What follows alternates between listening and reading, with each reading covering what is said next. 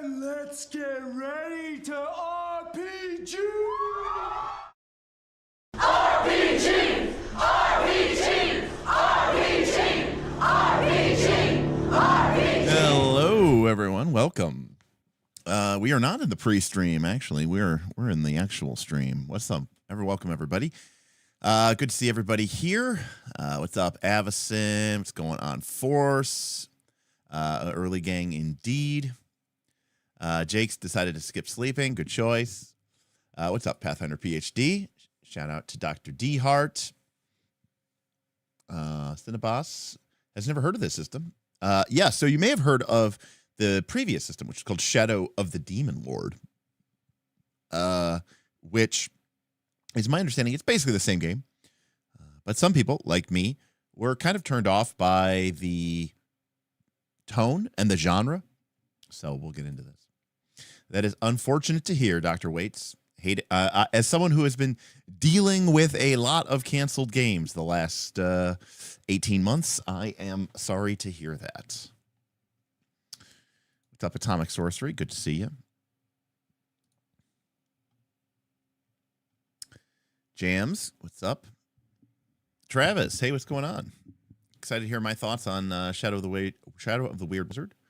It has an interesting idea, but I feel like it suffers from bloat, 27 conditions, and wind speed needed. Yeah, well, there are elements from Shadow of the Demon Lord, which felt very 3rd edition D&D coded to me.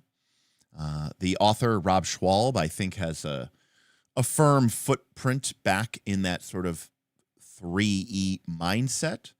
So it wouldn't surprise me in the slightest if it was very, simulationist coded.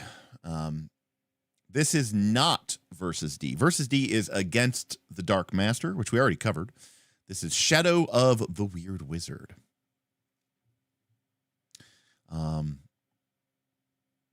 Interesting, Chris. All right, good to know. So this is a first look, which goes back and forth. Sometimes these are some of our more popular streams. It depends on really what the first look is. If we do a first look on, I don't know, Cosmere, Draw Steel, Daggerheart, sometimes we get hundreds of live viewers, but other times we get 30 or 40. So these are always a crapshoot. So I really appreciate everybody for coming in and hanging out with us. In this particular case, we do have a actively maintained first look queue as part of our Patreon Discord. And this one was sponsored by Clobster Roll, who did it with a tip and said, I want to see Shadow of the Weird Wizard. As I had kickstarted this and received my copy a while ago, I have never actually cracked it open and take a look at it. I'm familiar with Shadow of the Demon Lord, although I never actually ran it. There were some really cool, interesting ideas that I liked in the game from a D20 standpoint, but I never did manage to get to the table. So today is going to be a first look. Now, first looks are basically, now this is like almost a 300-page book. We're not going to be going through all 300 pages, clearly. Books like this, usually ones that are 300 pages long, tend to have a lot of classes and feats and spells. So a lot of that stuff we won't get to cover, but sometimes the rules can be quite in-depth as well. So I do not ever want to call this a review. A review would require me to spend a lot more time on the game, looking through it, appreciating it. I would also not really feel comfortable talking about a game, giving it a review until I've played it, not even as a one-shot, but at least 3 to 4 times. This is a first look. It's just my reaction to the game, things that I find interesting or curious, good things and bad things. So, take it for what it's worth. That being said, I think we can go ahead and ultimately we always kind of try to keep an eye out for 3 things. One is this game about anything? Is this game trying to be just, another generic D&D fantasy clone, or is it actually trying to accomplish something specific? Do the mechanics of the game actually serve that stated goal? In other words, if we have a game, let's say, about intense tactical combat, and then the game randomly has bridge building rules, do we think that that is helpful or appropriate and necessary? And if they are or aren't in there, why are they in there? And what purpose is those rules trying to serve? Everything in a game costs something. It costs page count. It costs time at the session. And so it's really important for us to make sure that we're evaluating that. And then the last thing is to figure out, hey, how does this game reward us? When we play it, how do we advance? How does the game give us experience points or new skill points? What does the game want us to do? And when we do those things, how does the game reward us? And when the game does reward us, how can we use those rewards in order to change or improve or update our character? So with that in mind, we're going to go ahead and get into Shadow of the Weird Wizard. Speak of the devil, Clobster Roll, that's me. Yes, thank you, Clobster Roll, for sponsoring this first look. Of course, we will always be happy to take any sort of support that you guys want to throw out.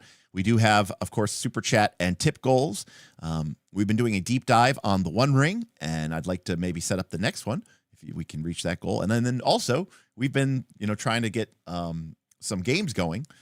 Obviously, a full actual play of Daggerheart has been on the agenda for some time, but we've been having some problems getting enough people together who are able and to commit to a lengthy campaign. But if we can get our tip goal, we'll try to convince Bob and some friends of the show to get together and maybe do a One Ring one shot. How are we feeling about the name? Well, I mean, obviously the name is a play on Shadow of the Demon Lord, and now we're in Shadow of the Weird Wizard. Now, without getting too deep into the game, I imagine that there is a homage here to the Weird Wizard. A lot of classic fantasy archetypes were sort of based on the idea of the Weird Wizard, whether that Weird Wizard was, say, Elminster or even Hallister of Undermountain. And even going back to the original D&D, Gygax's sort of Mary Sue NPC was Zagig, his name backwards with a Z instead of an X. And, Zagig was this sort of crazy old coot who lived in the dungeons underneath Castle Greyhawk and he was kind of not evil, but kind of a puppet master type person. So I think there's an homage to that as well. If you look at what is it, White Plume Mountain has why can't I remember the name of his name? It's not like Theophrastus. I don't remember the name of White Plume Mountains. Oh God, what is it? Anyways, it's got a crazy mage who brings people to his domain, and then we go from there. It was originally called Shadow of the Mad Wizard, but they changed that during development. All right. All right. Well, the art, which is very similar to the one from Shadow of the Demon Lord, starts off, I think it's kind of cool. It's obviously very, fantasy over-the-top coded. There's a little bit of a grimness here, a little bit of a grittiness here. And other than that, it looks very similar to Shadow of the Demon Lord. Now, to be clear, there were a lot of things in Shadow of the Demon Lord I thought were really cool. We'll get to those when we talk to see how they've changed. And again, I'm not an expert, so I may miss some of the subtler changes. But I didn't really like the tone. I mean, I don't mind a certain amount of grimness in my fantasy, but I also, it was a little bit too much. Shadow of the Demon Lord was almost like a post-apocalyptic, death metal vibe, and that's just not my vibe. We have now this is interesting for those of us old schoolers. Speaking of old school coded, so we have, obviously it was written and designed and art directed all by Rob Schwalb, right? So this is a very, I'm not saying this is a one-man show, but if you look at this list of names, these are some of the classes. So the foreword is by David Zeb Cook. So a couple things about David Zeb Cook that you may not know. For one, a lot of people are familiar with BX D&D, named for the basic set and the expert set that came out in the early 1980s.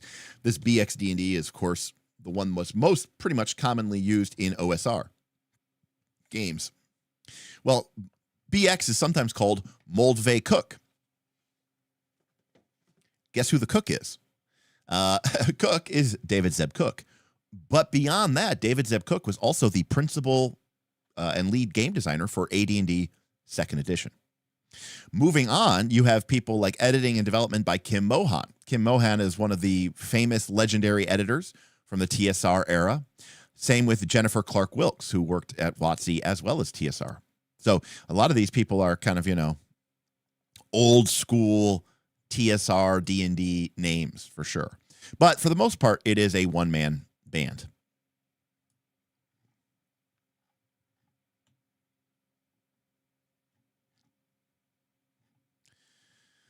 All right, here we have our table of contents. Oh, awesome, Sketchosaurus Rex. I'm glad to see that you got it. Fantastic. Hope you enjoy. Well, we've got... I don't think Schwalb was ever at TSR. I don't think Rob Schwalb ever worked at TSR. I just know that I think he was... I don't even know if Schwalb worked at...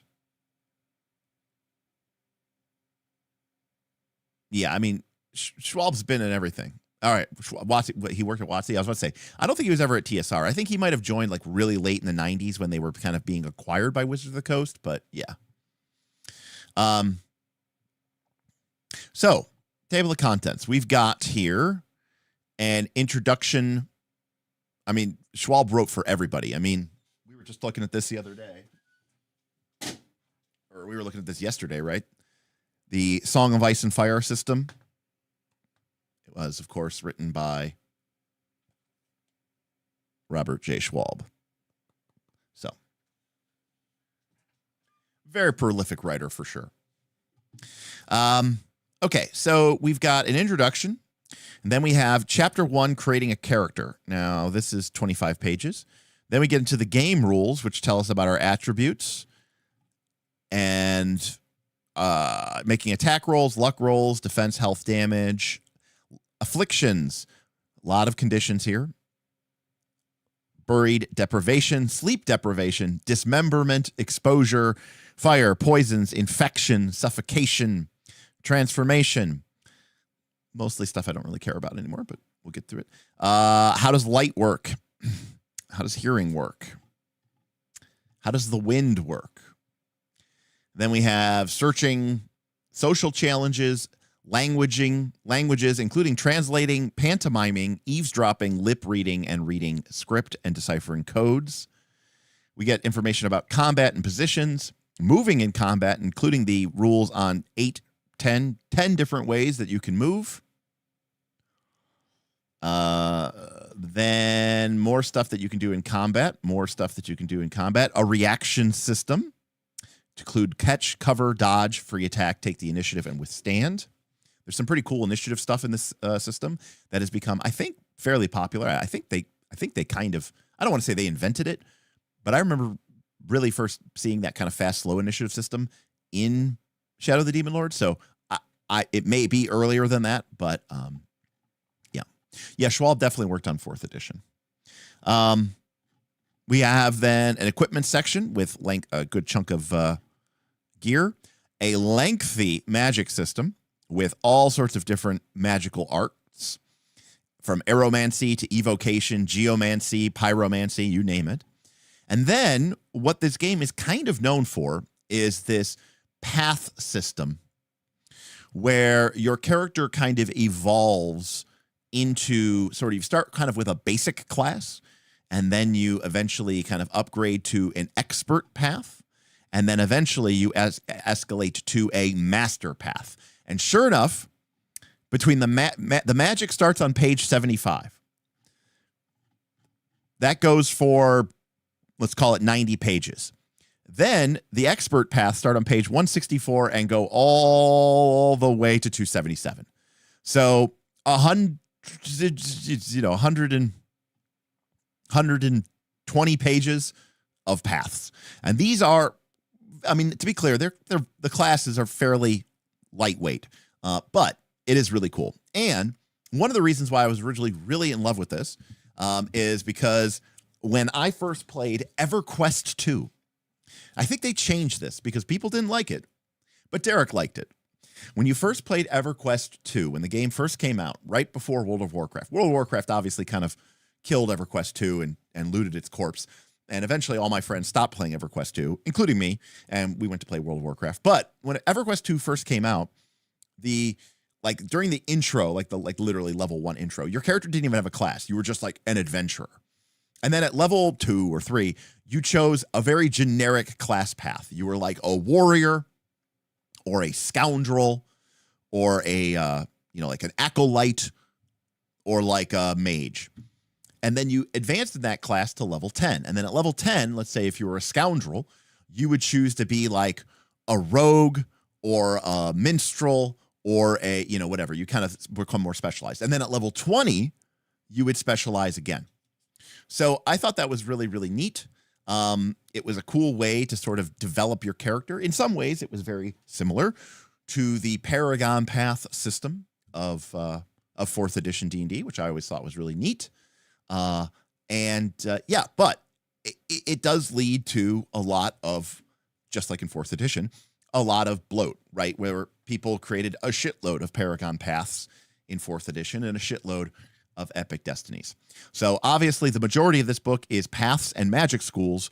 We're not going to be able to get into all of these, but you can just see from this page alone that, if you're following the path of battle, that you can choose to then go into being a berserker, a commander, a gladiator, a knight errant, a martial artist, a myrmidon, a ranger, a swashbuckler, a veteran, and a warden. And then obviously you have that's like your martial, fighter path. And then you have your clericy paths. And then you have your spellcaster class. So that's another thing, which we can kind of talk about, which is this game has like a 3-class system, which I think is really, really cool. I've always thought like a 3-class system is very cool. And then 4-path class system where you have basically magic, fighter, and expert. Rather than calling it the rogue class, I like calling it the expert class. And they call it the paths of skill, which is really, really neat. And then master paths are just even more specific. So lots of options. If you're the type of people who like crazy builds and stuff like that. Now, to be fair, these paths aren't like super duper detailed, but it does provide mechanical components to your game. So we got an introduction here from David Zeb Cook. So this is from the author, so I'm going to focus more on this. In Shadow, so this is the author trying to tell us what this game is about. In Shadow of the Weird Wizard, you tell stories of a world of high adventure. You explore the borderlands, fight strange monsters, solve mysteries, uncover secrets, and interact with others to gain information and access, all while portraying the imaginary character you create using the rules in this book. You're a member of a group of individuals who find success through cooperation. And as you complete quests, your character will become more experienced and thus more powerful and capable. In time, you might become the most powerful people in the known world. So there is nothing new under the sun here. You are exploring a wilderland. You're fighting monsters. You're gaining treasure. You're leveling up. You have a party, and you go from 0 to hero, potentially even becoming the strongest characters in the world.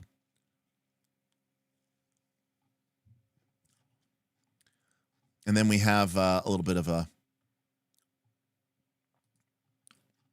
intro thing here about their presumed setting of Earth, ERTH. I don't know how important this setting is to their presumption, but needless to say, the weird wizard was, kind of a power. Some saw him as a power mad sorcerer. Others saw him as a crazy weird person. But the weird wizard is gone. His shadow remains, but the figure casting it has disappeared. And not even his closest servants know where it went.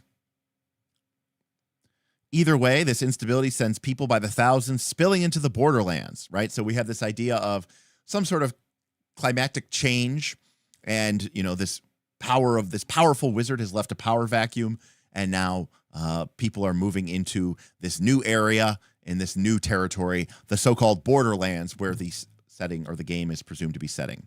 And we have information here about this world, right? It's similar to Earth, but different. Magic is real. Technology is developing, but still under not super advanced. Gods exist. Mortals believe and go through a process of reincarnation. The ancient ones, proto-deities that were cast aside in the beginning of time, are sleeping deep in the heart of the earth.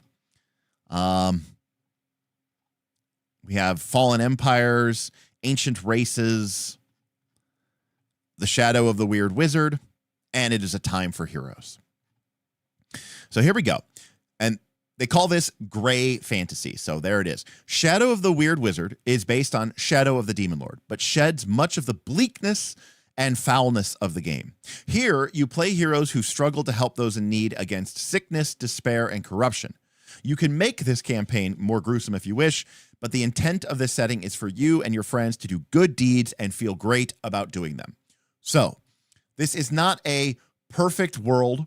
It is not a shining beacon of beauty and wonder, but fundamentally your characters are here to do good things and to feel like you are making a difference.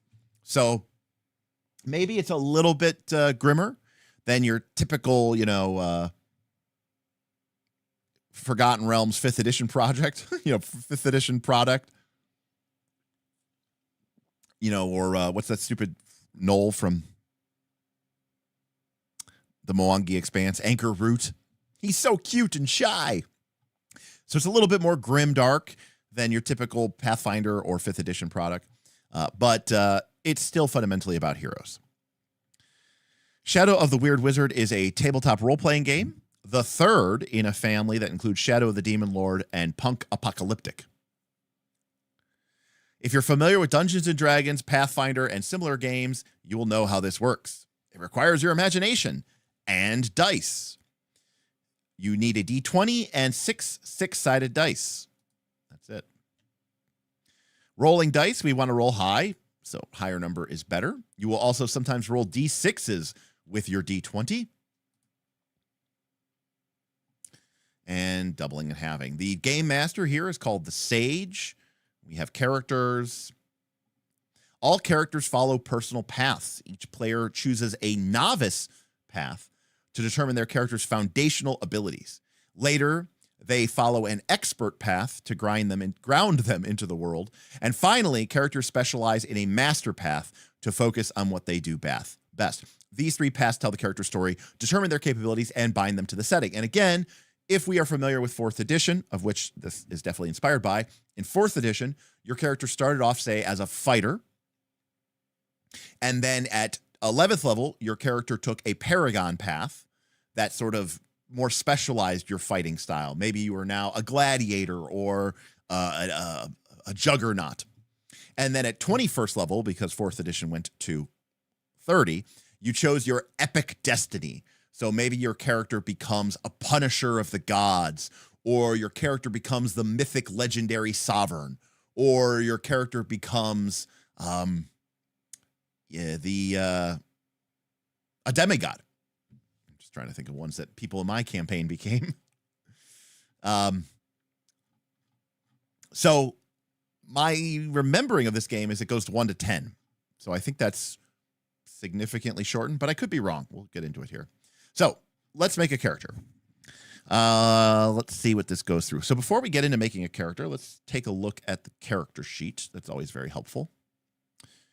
So here's our character sheet. It is a rather dull looking character sheet, especially after we've been spending so much time with the One Ring. That's a beautiful sheet. And honestly, it looks more like a exaggerated sheet of 8.5 by 11 paper because it's mostly just lines presumably for writing in traits, talents, aka, powers, abilities, feats, equipment, a little space for weapons. We've got a thing here that looks suspiciously like armor class. We have a hit point box, and we have 4 stats instead of 6. Strength, and agility, intellect, and will, which is, by the way, 4 is the new 6, and the new 4 is combine strength and con into strength, and then kind of combine charisma and wisdom into an ability score called will. And usually you rename dexterity just so that you seem like you're cool.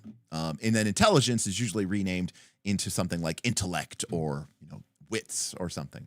And then we got a big section of just endless lines of paper that give us a description of this. So yeah, I mean the character sheet doesn't exactly thrill me with possibilities.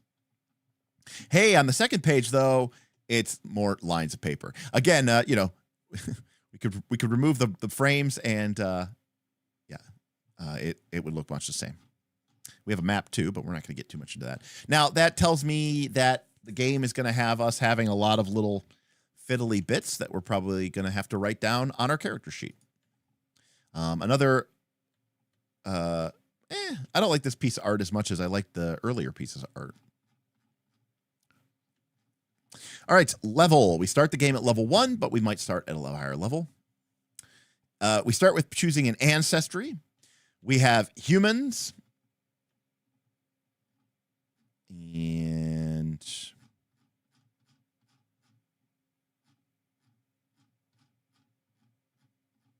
humans?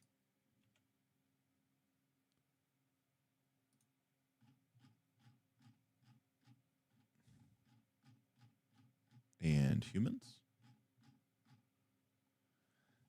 So apparently, in this game, everybody is just a human. Interesting. Most people found in the Borderlands belong to humanity. They're exotic people, but they're all essentially humans. They could be tall, short, big, 4 feet to 7 feet, but they're all basically just humans. Okay. Your size is 1. Your speed is 5. This tells me that this game cares about grid and positioning. Similar, again, to 5th edition, 3rd edition.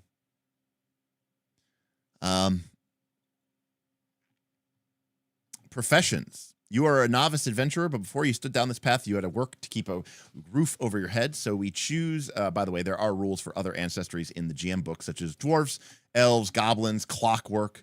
Simple rules for these ancestries appear in the secrets of the Weird Wizard book, which is apparently in the GM book.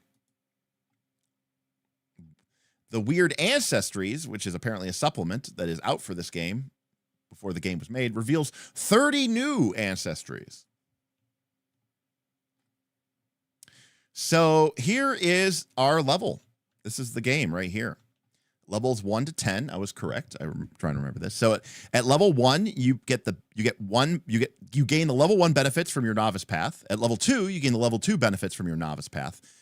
At level 3, you choose an expert path. At level 4, you get more expert paths. At level 5, you get something from your novice path. At level 6, you get something from your expert path. And then at 7, you choose your master path. So that's it. You get 10 abilities, or 10 levels. And at some levels, you get stuff from your novice, expert, and eventually your master level paths. Here are your sort of backgrounds. And we've got it here as a random table, which is roll D20, or I assume you could pick. And then if you do get academic, here's a sub D20 roll for what kind of academic you are. For example, we could be we are an astrologer. We study the stars, and we know the old tongue in addition to other languages. And then there's a bunch of categories of these for each of these other things. They all look like they have like basically one really small, simple thing. They don't seem to have a ton of mechanical complication to it. Usually it just gives you some sort of starting piece of equipment, maybe a language, better clothing, a sword. And then here are commoner professions, criminal professions, entertainer professions, religious professions, all on a random dice roll. Right. You begin the game with the equipment you need to undertake your first quest. You can start with these items, or you can buy a la carte with 2 gold. Normally, you start with just a dagger, unless that back. So I was like, why does the game care if it gives you a sword? Well, there you go. Hey, claps to roll. Thank you for the $20 super chat. After funding this stream, the Weird Ancestries also has novice paths for each ancestry. So the dwarf can be more dwarf. And, I'll be honest with you, when the Races of Stone, Races of the Wild books came out for 3rd edition, those were popular books with my group. I had a number of players who, were fighter dwarfs, as in they had levels in fighter and levels in dwarf. I mean, obviously they were a dwarf too. But Races of Stone, Races of the Wild, Races of, God, what was the human one called? Races of Stone, Races of Wild, Races of Destiny. Jake, yes, it was Races of Destiny. It also introduced that really weird race that like spoke with like pantomimes rolling above their head. Like they weren't called the Illuminati, but they were kind of called the Illuminati. I don't remember what they were exactly called, but the Illumins, was that what they were called? Illumians. Like, that's pretty sweet. So nothing, and I mean nothing. This is a complete side tangent. Sorry about this. And maybe we'll do this one day in a stream, when I'm when I'm desperately not trying to earn money. Nothing made me feel more depressed about all of the different races than reading every single race in Races of blank. Okay. So, dwarves, Goliaths from Races of Stone, gnomes, elves, right? Halflings, humans, all of them had this like opening story about like a day in the life of a dwarf, a day in the life of an Illumian, the day in the life of whatever. And they were all so terrible, not terribly written, but like I just remember reading these descriptions of what these people's lives were like and being like, oh God, this sounds terrible. No wonder everybody wants to be an adventurer. This was so terrible. Yes, there was a Races of the Dragon too, which I think might have been the first introduction of basically what became Dragonborn. All right. Bonus equipment. We can choose one of the following options. So we can have brigadine and a shield, but then we get a club. We could get a short bow, but then we have leather armor. We could get some books and poultices, but then we have padded armor. Then we have a bunch of random tables for generating what's weird about your character. Like you have halitosis, you walk with a limp. If one table wasn't enough, here's 2. If 2 tables weren't enough, here's 3. If 3 weren't enough, here's 4. Here's 5. Here's 6. It's interesting. This is probably a me thing. I have absolutely no interest or use for these tables whatsoever. Again, this has little impact on the gameplay. You could roll randomly, roll a d6 to determine which table you roll on, then roll a d20. Also, in my general experience, 99.9% of the time, when someone does roll on this table, they roll on it, they get, you are quite rotund, and then they go, I'm good. And then they don't write it down anyways. You suffer from uncontrollable sweating. I'm trying to put myself in the mindset of like, why? I don't know. There's something unusual about this stuff. Yeah.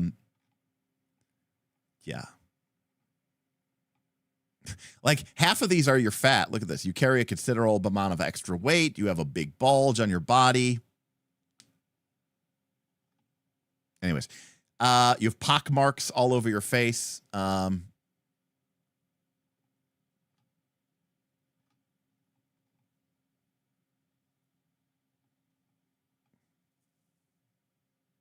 Anyways, moving on. Background. Unless the sage chooses another setting, your first adventure most likely takes place in the borderlands, a region between the old country of the west and the troubles there and the unknown lands to the east, a region long held by the weird wizard, who forbade trespassing onto his domain. Now that the weird wizard has left, people are so free to explore the so-called new lands, but any journey there starts in the borderlands. So there's kind of this implicit sort of, kind of almost a West Marches style, right? Where it's like back, in this case, back west is the old country. We don't go back there. And then to the east is this sort of newly discovered land. This was kind of the same premise that Forbidden Lands uses, where the blood mist has lifted, right? After, multiple generations. And for the first time, people are free to explore the Ravenlands. And it's kind of the same situation here. So you have this frontier feel, which again, I think is very cool because it leads to a good source of adventure. When you have these really highly developed bureaucracies and nation states, like you do in some games, it's kind of like, it doesn't really feel like we're really adventuring. So if we want to figure out how affable our character is, we can roll this. If we want to see how dependable, so this is just random tables to determine our character's personality, our outlook, our affability, our dependability, our sociability, our religious beliefs, how receptive we are, and a bunch of names. So I guess the idea here is that, okay, and this isn't a problem. This is just me making commentary. In my experience, the type of people who actually have a character with what I would call a personality, which, okay, if I'm going to be honest with you, 9 times out of the 10, when a player has a character who has a personality, that personality is really annoying. Even if the personality itself isn't annoying, I just feel like people make too big of a deal to be like, look at me, I'm curious. It gets annoying really quick. But my experience is that the type of people who want a character to have a personality are the exact type of people who don't want to or need to roll on random tables. And then the type of people who do roll on the random tables, because they're the type of people who just have to roll on every random table that they get exposed to, are exactly the type of people who write this down on their character sheet and then never reference it or bring it up again. It'll be there until the end of time. So, like, for example, I promise you that if I mean, there have been times where I think we rolled like on random personality things. If I find some of my old character sheets, you'll see written, way up in the beginning of the character sheet, it'll say something like receptiveness, and it'll say you're willing to try new ideas, and they write it down on their character sheet. And then they just it doesn't matter, it never gets referenced again. Any case. But hey, look, see, there's a person who likes rolling for my PC's personality.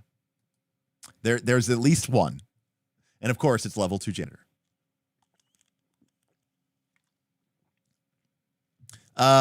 So novice path. So at the beginning of the game, and I love this. I know some people I know hate this. And we were actually just talking about this the other day on the Discord, Vin and I. Vin was we were talking about multiclassing. We did a stream about multiclassing, and I was saying how I don't like multiclassing. It feels, especially modern day concepts of multiclassing, right? Where you dip this, you splash that. I got a level of paladin, a level of warlock, and then 3 levels of fighter to get action surge, and then most of the rest of it is monk. And I don't like that. I don't like that style of multiclassing. But what Vin was talking about was like this idea of paths and of evolving. And I was like, oh, you should read Shadow of the Demon Lord, or you should read Shadow of the Weird Wizard. But one of the problems that people I have found with this system. And by the way, remember how I said that I really love the original system for EverQuest 2, where basically at the beginning of the game, you started as a rogue, an acolyte or an initiate or something, a mage, and a warrior. And then at like level 10, your character picked one of 3 paths. And then at level 20, depending on which of those paths you picked, to pick one of 2 classes. And that was your final class. You didn't start as a bard. You started as a rogue, and then you became like a minstrel or a troubadour, and then you became a bard. The problem is so many people go, I don't want to be a rogue. I don't want to be a priest. I want to be a druid. And I want to be a druid or a priest I want to be a druid, or I want to be a bard, or I want to be a paladin from level 1. I don't want to have to earn into it. Or you say, let's start the campaign at level 7 because I want to be a paladin right from the get-go. So whereas I think this system where you sort of earn into your cooler abilities is really awesome, I have found that by and large, a lot of people don't like this. I love it. But, yeah. So level 2 janitor says, as someone who loves playing at low levels, I am one of those people. Meaning level 2 janitor doesn't like the idea that, your character doesn't become cool, basically, until later on. You have to earn into it. So honestly, I think there's more level 2 janitors out there than there are me or Jake. So now this is the same thing as it was in the Shadow of the Demon Lord, and I think this is a really, really cool system. So you start as one of 4 paths. That's it. At the beginning of the game, level 1, everybody is one of 4 classes. That's it. Not 27 classes or 35 classes or whatever the fuck we have now in D&D. Also, side note, I like the idea that the complexity grows like a funnel as you get further into the game. When you make a level 1 character in Pathfinder 2, it's like, okay, pick one of 28 classes to be. I don't remember how many classes there are now in Pathfinder 2, but it's got to be a lot. 12, 16, 19, 20, 22. It's got to be like 26 by now, I think. That's a lot. And, at a certain point, it's like we're trying to figure out what the fuck a difference is between a fighter and a swashbuckler and a really martially coded rogue. And, it's like, no, look, are you fighter, mage, priest, rogue? Just start there, make it simple. I have often said that I wanted to make an entire game system, which is what Monty Cook did. And people go, do you know Monty Cook did that with Numenera? And I said, of course Monty Cook did that with Numenera. Monty Cook is the one who wrote the Dungeon Master's Guide for 3rd edition, which is where I got my idea from, which is in Dungeon Master's Guide, there are 3 NPC classes. There's the warrior, the adept, and the expert. And it's basically the combat class, the skill class, and the magic class. And I was like, I wanted to have a game that was basically those 3 classes. And maybe you could branch later, but you start at those 3 classes. And that's exactly, by the way, what Numenera does, the Cypher system. Anyways, so we get 4 classes. Now, Kai, I appreciate you saying that, and what you're saying is 100% true. Unfortunately, that's just not how people see it. What you're saying is true, but that's just not the way that anyone actually treats it. In Final Fantasy XIV, I played a ranger, and I was really enjoying it. Then I reached a point where I had to change to a bard in order to progress. I hated it. So, as sort of a side note, someone like Vin, right, doesn't like the idea in Fabula Ultima, where in Fabula Ultima, there are a bunch of different classes. I like to call them jobs because of the JRPG coding. And in Fabula Ultima, you can only get to a maximum of level 10 in a class, and then you have to change your class. So if you start the game as like a sword master or a weapon master, you're like, cool, I'm going to be a level 50 weapon master. No. Once you get 10 levels of weapon master, you're done with a weapon master. You have to pick up a new job. You have to pick up a new class. Now, it might not be mage, but it might be guardian or fury, or it could be another martial character class. But there are people out there like Vin who say, no, fuck that. I'm not a guardian. I'm not a fury. I'm a weapon master. I want to be a ride or die weapon master from level 1 to level 50, end of story. And I don't understand those people, but I respect them.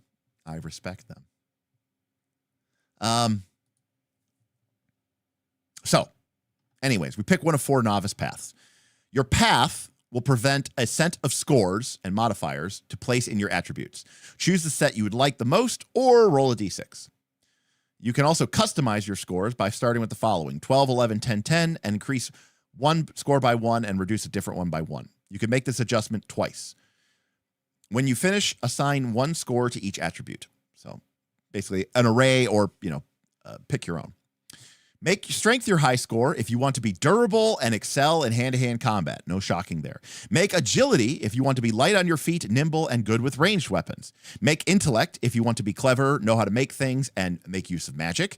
And make will if you want to be brave, bold, charismatic, and resolve. Will is also used for certain spells. Your path will get you a benefit at level 1, and you get additional benefits at each level. Sometimes the path will have you make a choice, such as which traditions to discover or which spells to learn. Each time your group's level increases, you gain the benefits from that new level. All right. The path that you take determines your natural defense score. So we have an idea here that our level or our class path partially determines our armor class value. Armor and shields can raise or replace your natural defense value. Okay. Health is our ability to withstand injury. As you go up in level, it goes up. So we've got standard hit points that scale with level. We've got languages, of course. Bonus damage can add damage to some of your attacks. And some paths let you discover 1 or more traditions. These are thematic groupings of talents and spells. Discovering a tradition grants you 1 talent from it. In addition, each time you discover a tradition you have already discovered, you gain another talent from the tradition. If you have 4 talents from a tradition already, you instead learn a novice spell from the tradition. Okay? Each tradition offers 3 tiers of spells: novice, expert, and master. If your path instructs you to learn a spell of a particular tier, choose the spell of the indicated tier or a lower level one. Alternatively, you can choose a spell you have already learned when you do learn a spell. When you do so, you increase the castings for this spell by the number of cast. See, this is where they are explaining the classes, but they haven't explained anything about how the game works, and so it's really, tough. Any case, when you do, you increase the number of times you can cast that spell. If the spell normally has 3 castings, if you learn it again, you now have 6. So there's an idea of when you learn a spell, you get so many castings of it, and if you learn it again, you basically get, to double those classes or triple those classes. All right. So here's our fighter. So we're expert in arms and armor. You know, we're a fighter. We'll wield any weapon, yada, yada.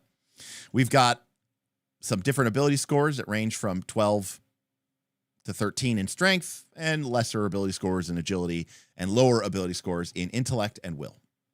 Or we could assign them, but this is the standard array. They also have some backgrounds. If you want to roll a d6, why are you a fighter? What was your life like? You start with AC 10, okay? You start with 16 hit points. Combat training. You ignore the requirements for wearing armor and using weapons, which implies that we can use them all. You roll to attack with 1 boon. When you get a critical success on a roll to attack, you can roll the damage an additional time and use the highest total. So, at this time, we haven't really gotten to the rules of the game, which is probably usually useful when you're deciding what class you want to make. But so one of the things that's really neat about Shadow of the Blank is they have this system of boons and banes. And I really think this system is cool. Unlike D20, 5e, where you have advantage and disadvantage, and it applies to the D20, in this game, you gain boons or banes. And these are D6s, which you add to your attack roll or subtract from your attack roll. And they cancel each other on a 1-to-1 basis. So, for example, 3 boons would be plus 3d6. 2 banes would be minus 2d6. And if you had 3 boons and 1 bane, you would have a net of 2 boons. But the difference is you don't roll them and add them together. Or at least I don't think you do, unless they change that. Instead, you roll the dice and you choose the highest value. And that's what gets added to the D20, which means there is diminishing returns. The first boon is very useful because you're adding a D6 for free. But the highest you can get is a 6. The lowest you can get is a 1. If you add a second boon, now you're rolling 2d6, keep high. If you add a third boon, you're now rolling 3d6, keep high. So you can see that there's diminishing returns because eventually, I mean, the highest you can get is a 6. So this means that it's a really cool system because if players figure out a way to like stack and stack and stack and stack and stack and stack and stack a bunch of boons, which, you know, maybe they do, it's not going to like completely break the game because it's just going to be, yep, okay, you get plus 6, you know. Ira, welcome. Thank you for the super chat. Can't stay long, but want to say thank you so much. Ira, thank you. Yes, excellent. Ira got their Fabula Ultimate book in the mail as well. Ira, congrats again. Thank you so much for stopping by. So that's a really cool system. Squan reminding us, too, that we can spend boons on combat options, which we'll get to here when we start going into the towns, sort of. All right. We also get combat recovery. You can use an action or a reaction when you are harmed to heal half of your damage total and impose 1 bane on attack rolls against you until the start of your turn. You can use this talent once. At level 5, you can use it twice. You regain this after you rest. So a level 1 fighter, that's what you get. Those abilities. You get a once-a-day ability to basically heal half your damage and make everybody get a penalty to attack you, and you attack with a boon. Now, again, there are these talents, which we'll get into, but you know, from a fighter perspective, that's all you get. Now, at level 2, the fighter gets 6 extra hit points. They add 1d6 to their damage roll, and we get a fighting style, and we choose one. We can be an armiger and choose 3 weapons. When we attack with these, we roll with 1 boon. Now, remember, with combat training, we roll to attack with 1 boon anyway. So now we're rolling with 2 boons. All right. And blah, blah, blah. I'm not going to get into all of these.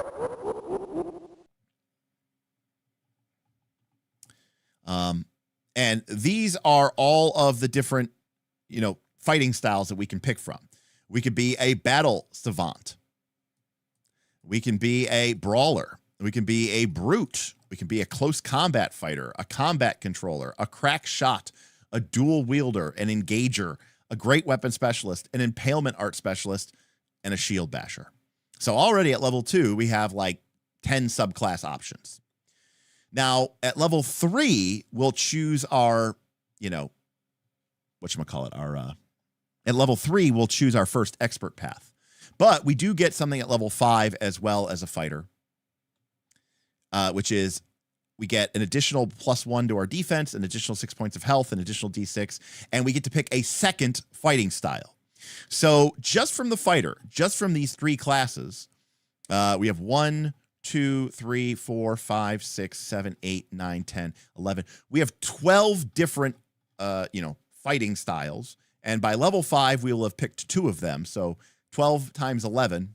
So you can see that there's a lot of options just from the fighter alone.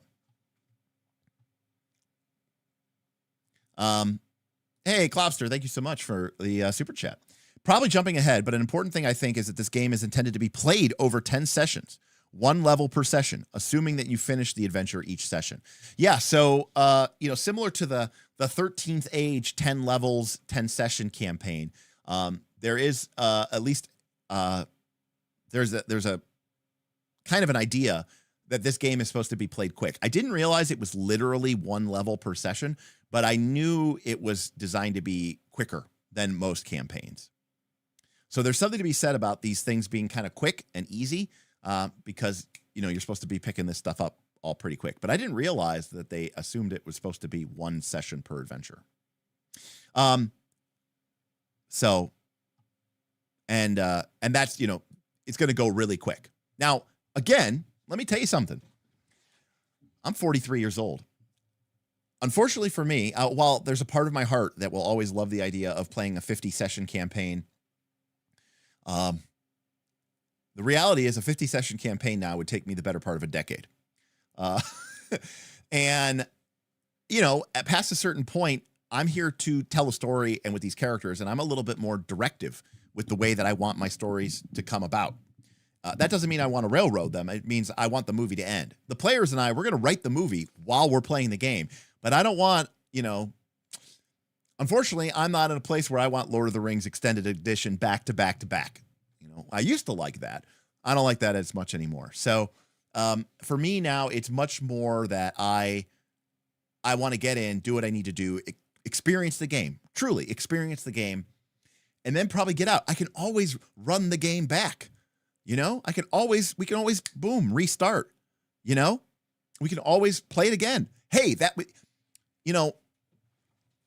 with board game night, I've always been the type of person who busts out a game, you play it, it's really fun, and then I want to play a different game. But there are some people who will sit down, they'll play a game of, say, I don't know, Ticket to Ride. They'll play it, they'll win, and then someone will win, and the game's over, and everyone goes, that was great, let's run it back. You could do that with this game. You could go through, let's assume you're playing once a week, but you miss a couple weeks here and there throughout the course of the year. You end up playing 40 weeks out of the 52 weeks in the year. So you miss 12 weeks. That's literally a third of the year, or sorry, a quarter of the year. You miss an entire season. But in this situation, you could run 4 campaigns, 4 different characters, 1 to 10. And I don't need to tell you, if I ran this game and I ran a 1 to 10, and then I ran a 1 to 10, and I ran a 1 to 10, and I ran a 1 to 10, if I never played the game ever again, I would feel like I got my money's worth. I think it's just a more practical way to fit with the way that people actually are playing games these days. And as a game designer, I know that most people are not getting to 20 sessions. They're playing 5th edition D&D and they're quitting before they get to level 4 or 5 or 6. Nobody's getting to level 12 or 15 or 20. And people are out here designing these games worried about the balance at level 18, when in fact, less than 5% of your player base ever gets that high. So I ask yourself, what are we even doing here? And so, yeah, I think that is smart design. Travis says, if I recall correctly, that's why Schwab did it this way. He knows people are busy. Shout out, George. I haven't seen you in a while. Good. What's up, George G? Chris Roberts says a 10 session campaign that reaches all the way from low to high power sounds nice. And, people like Vin, who I love and hate, talk about like, I can't play that game. It only has 10 levels. There's a reason Daggerheart has 10 levels. There's a reason Draw Steel has 10 levels. You know what I mean? Like these games have 10 levels for a reason. And I think it's because if you play it one level a session, you can get it done in a couple months. If you play it one level, 2 levels a session, you can get it done in roughly half a year. And these days, that might take you a year because of the way that people schedule, you know?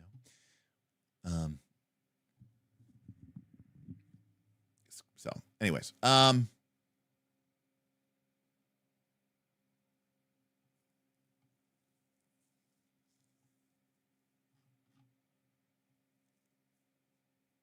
Albastine says, this is why I laugh when YouTubers talk about features in tier 4 builds, like people will actually reach it organically. Yeah, correct. And Mally Nim says, I finished 2 Demon Lord campaigns, which uses the same engine roughly.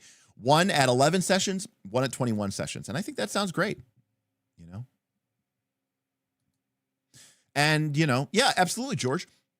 You know, I mean, I joked, but, you know, one of the reasons I said with Daggerheart, I said I wanted to make Daggerheart go from a 10-level game to a 12-level game.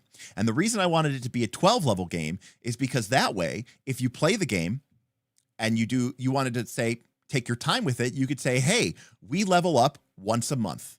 And then you've got yourself one campaign, 1 to 12 in a year. Perfection, you know? Which I thought was really great.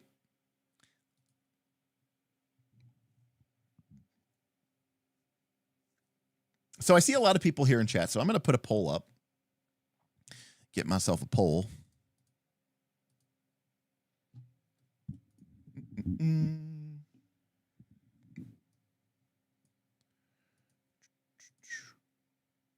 All right. Poll. Where are my polls? Interactive graphical poll. Cool. Here we go.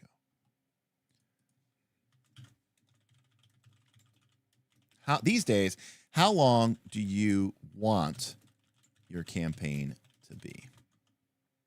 I'm going to say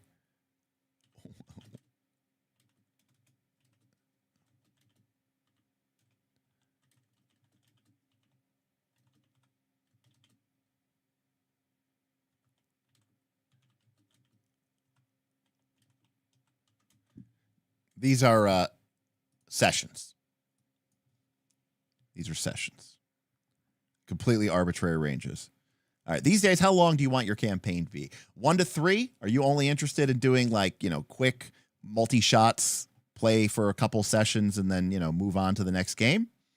You want to play 4 to 8 sessions, probably enough to, you know, play through one adventure properly. 10 to 15? You know, get yourself a good solid chunk of games and then move on. Tell a complete story and then move on. 16 to 30, 31 to 60, 61 plus. A lot of this also has to do with how often you actually play.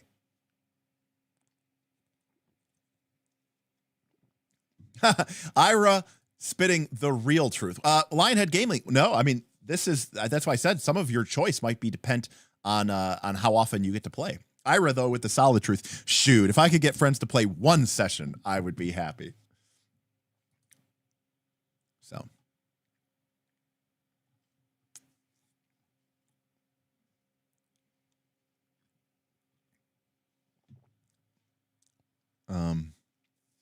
Yeah, I mean, honestly, I don't know where I stand anymore. You know, obviously my life is a little bit different than most. I don't have a kids, you know, I don't have a girlfriend or a wife anymore. I don't have a job anymore. Yeah, so the question is sessions. In sessions. You know, assuming, you know, 3 to 5 hour sessions. Okay. All right. We're seeing a little bit of a bell curve here. We're seeing a little bit of a normal distribution. 16 to 30, you know. Yeah, I mean, again, that's a wide range there for sure. I think I could be very happy with 10 to 15. And I think I could also be happy at 16 to 30. But honestly, these days, you know, anything past 30 is just too tough, you know? And Space Narwhals, I think you're hitting a point right on the head. I hate seeing really cool stuff at high levels that sounds so exciting to play when I know we'll never actually get there. And And this is one of the reasons why when they started introducing capstone abilities, I was so upset with those because I was like, why put all your cool shit at the end? You know, Dave Matthews Band, a band that I used to, well, I guess I still like them, but I used to love them. You know, they have a song where they say, the future is no place to place your better days. And I kind of view the same thing with like your RPG campaign, you know? Why should all the cool stuff start happening at level 10 or level 14 or level 7? Why can't the cool stuff happen right off the rip? You know, I don't got time for this. Ain't nobody got time for that, you know? David says 80, 100 sessions like an OG boss. So anyways, I love Epic Destinies. I thought they were really cool. And you know, you could play a 4th edition campaign 1 to 10 and I think be very, very, very happy with the progression of your character. Or you could play to level 20 and be very happy with the progression of your character. Or you could play to level 30 and be very happy with the progression of your character. I mean, when our first 4th edition campaign started, we had 5 characters. We had a human warlord. We had a halfling. I mean, it was very generic, right? We had a human warlord. We had a dwarf fighter. We had a halfling rogue. We had an Eladrin wizard. And then we had a dragonborn ranger. That was kind of the oddball. And as the game progressed, it turned out that the human warlord was actually kind of like an Aragorn character. He was the descendant of the ancient human empire of Narath. And he ended up rebuilding the empire, kind of like Aragorn. And he became the mythic sovereign. And at level 30, he basically created a dynasty which will last 100 generations. And it was awesome. The halfling ended up becoming the punisher of the gods and became an assassin who worked for the gods. And eventually, at the end of the campaign, after the Raven Queen was killed and Vecna stole the Raven Queen's portfolio and then they killed Vecna, he took over both of those portfolios and became essentially the god of death and secrets. Very epic, appropriate. The Eladrin became a radiant one who was like a living manifestation of the light and energy of the universe. He was super anti-undead. And when his character reached his epic destiny, he basically discorporated, became a positive wave of like energy that sort of rippled across the world and kind of like was like an AoE undead destroying god birth and became more of like a force or philosophy that people were, worship for all time. And then the Dragonborn turned out to be the reincarnation of Io, and he was a demigod, and at level 30, he became the new god of dragonkind, and it was awesome. It was so cool. Oh, and Glortak, our dwarf fighter, he was the eternal wanderer, and he just ended the campaign by continuing to level up, which was very appropriate for his character and his player. Anyways, cool poll, everybody. Moving on. Sorry, we got distracted. So we have one of these for all of the classes. And of course, obviously the fighter is going to fight and has a high strength. The mage is going to have a high intellect and they get, kind of a, magical ability. You have a wand or implement that you can shoot. You can use this to create a little shield or magical sense. At level 2, you get, some more spells. At level 1, you get 2 traditions and 4 spells. Again, we'll get into this when we get into the traditions. Remember, that was the big list of spells. So basically, our mage starts with 4 spells from 2 different traditions. And remember, from a traditions perspective, I'm kind of skipping ahead here. Like traditions could be like, right? So here are our traditions: aromancy, alchemy, alteration, animism, astronomy, chaos, chronomancy, conjuration, cryomancy, the dark arts, you name it. And so we start with 2 of those. And then if we get a talent, 2 talents, we can either take 2 talents. We could go, for example, aromancy and chaos. And then we have 2 talents, and we would take 2 talents from aromancy. Or we could double down. Remember, that's what it was saying before. If you take a talent, you could take it again and you get the second talent in it. So we could be a double aromancer and have 2 abilities from aromancy. And then here are the novice spells from Aromancy. We have Cacophony, Forked Lightning, Still the Air, Wind Blast, Wind Walk, Wind Wall.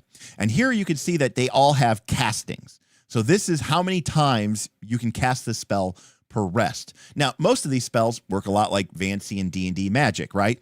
1. So Forked Lightning, you can cast this once per rest. Now, you could take Forked Lightning again as a spell, and then you would get 2 castings of it. But some of the spells, like Wind Blast, you get 3 castings of that each time you choose Wind Blast. So at level 1, we get 4 novice spells. We could take Wind Blast twice, and we would have 6 castings of this per day.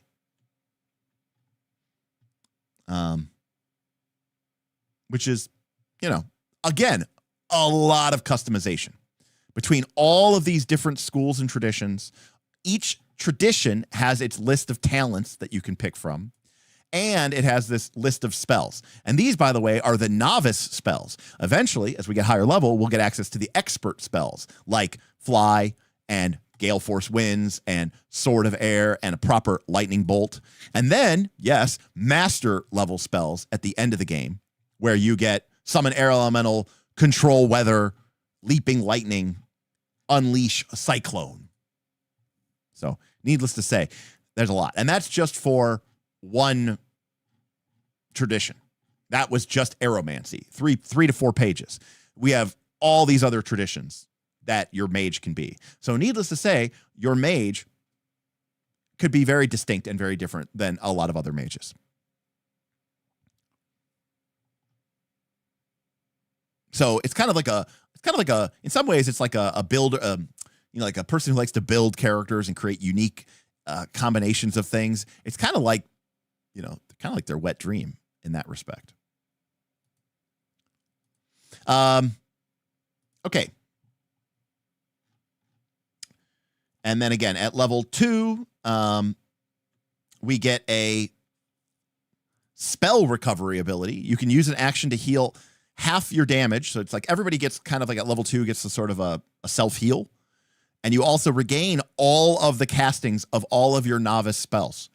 So by level 2, you can, once a day, refresh all of your spells that you know. We also get a new tradition. So we could either pick up a third tradition, or we could triple down into Aromancy. Right? And then at level 5, we get some more stuff. So if you want to, you can even randomly determine what your starting traditions are. All right. Now, notice in this game that the priest also uses intellect. It's not like strictly split like wisdom, willpowers for spellcat, for the mages. Priests represent a god, and they start with true traditions as well. They also get some holy smiting and holy healing abilities.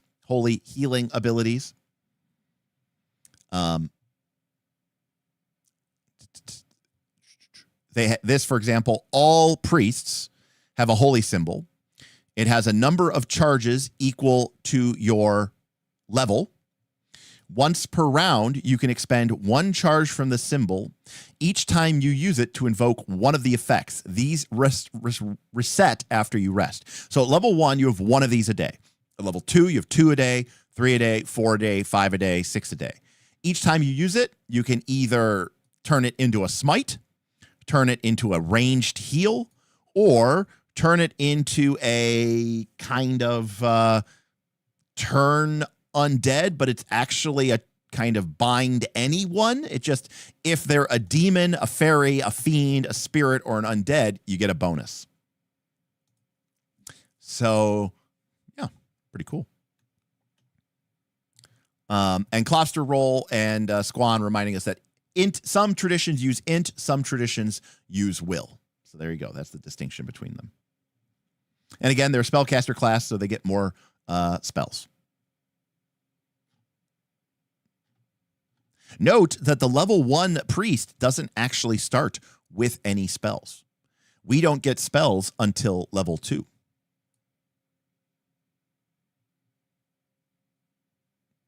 This turn undead thing being a stun is something I'm not a fan of. Really? I'm curious why. It kind of reminds me of something from EverQuest. EverQuest had kind of a undead priest, cleric undead stun thing. Well, that's some BX nonsense. Yeah, right. Yeah, it's called a holy denunciation. Also, Raj, you get 1 per day at level 1, but then at level 2, you have 2 per day, and at level 3, you have 3 per day. Oh, I see. You dislike stuns in crunchy fantasy games. Well, I don't like stuns on players. I think stuns on monsters is okay. And then we have the rogue. So the rogue starts with a bonus to dodge, and they get a trickery ability. Whenever you use this talent, you can roll to attack with a boon, and you deal extra d6 damage, aka sneak attack. When you use this ability in combat, you lose access to it until the start of your next turn. If you use this talent outside of combat rounds, you lose access to it for 1 minute or until a combat begins. So basically, it's a kind of one-stop shop. You can use it to make an attribute roll with a boon or attack with a boon. But if you use it outside of combat, you have to wait a minute. If you use it inside of combat, you can only do it once a round. You then pick up a rogue technique. You get one of the following, kind of like our fighter. You can pick up backstab or beloved of the gods, a fighting style, which lets you pick a fighting style from the fighter path. That's pretty cool. You can pick up magic use and pick up some spells. I'm a big fan of that. That's really cool. You can pick up a taunt ability. You can pick up a speed boost. So that's pretty cool. So, but do the numbers go burr? Well, we can see here that, we start with a rogue. We start with 14 health. And then at level 2, our health goes up by 4 when we take a rogue level. When we take another rogue level at 5, our health goes up by 4. So there's obviously different classes that are going to make us go up, but it looks like our health is going to be going up between, if we look at the fighter, the fighter's health is going up by 6 per level. So, maybe we're going to be at somewhere around 80 to 90 hit points. Well, it's hard to say how much hit points a warrior gets because the fighter starts with 16 and they get 6 more at 2 and 6 more at 5. How much they get at 3 and 4 and 6, 7, 8, 9, 10 depends on what expert and master paths they take. Okay. And that's it. Those are the base classes, which means technically, if you were just starting this game, your players would only need to really actually look at these like 12 pages because yes, there's expert classes, but technically your players don't really need to know about them. They can pick them later when they get to level 3, which is kind of cool. Now, obviously there's going to be people who go, all right, guys, we're going to be playing Shadow of the Weird Wizard. I don't know how long we're going to play, but, I want you guys to, take a look and, dig into it. And, maybe we'll play for a couple weeks and maybe we'll gain some levels. And it's like, I can't pick a class until I know what every single expert path in the game does. And I'm like, there are 50 of them. And you're like, okay, I need to read all 50 of them so I can plan my build. If that's you, I feel sorry for you. I mean, I get that is why some people play these games, but my God, the amount of I don't care is disturbing.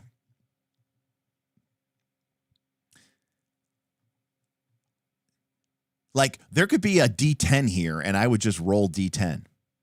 Is that, George says that was my verbal rebuke right there. Commander Snookum says, is that common, needing to read all the classes? Absolutely yes, Commander Snookums.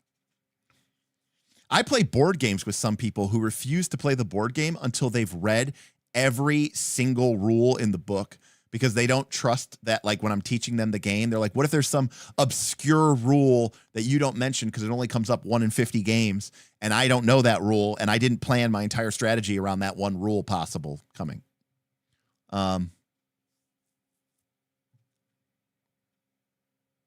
Yeah. Albestine says it's a huge thing in 5th edition, and I can definitely attest to it being a huge thing in Pathfinder 2. In fact, what we call it in Pathfinder 2 is we say that you're not playing Pathfinder, we say that you're playing Path Builder. Path Builder is the name of the app that people use to build their characters in Pathfinder 2.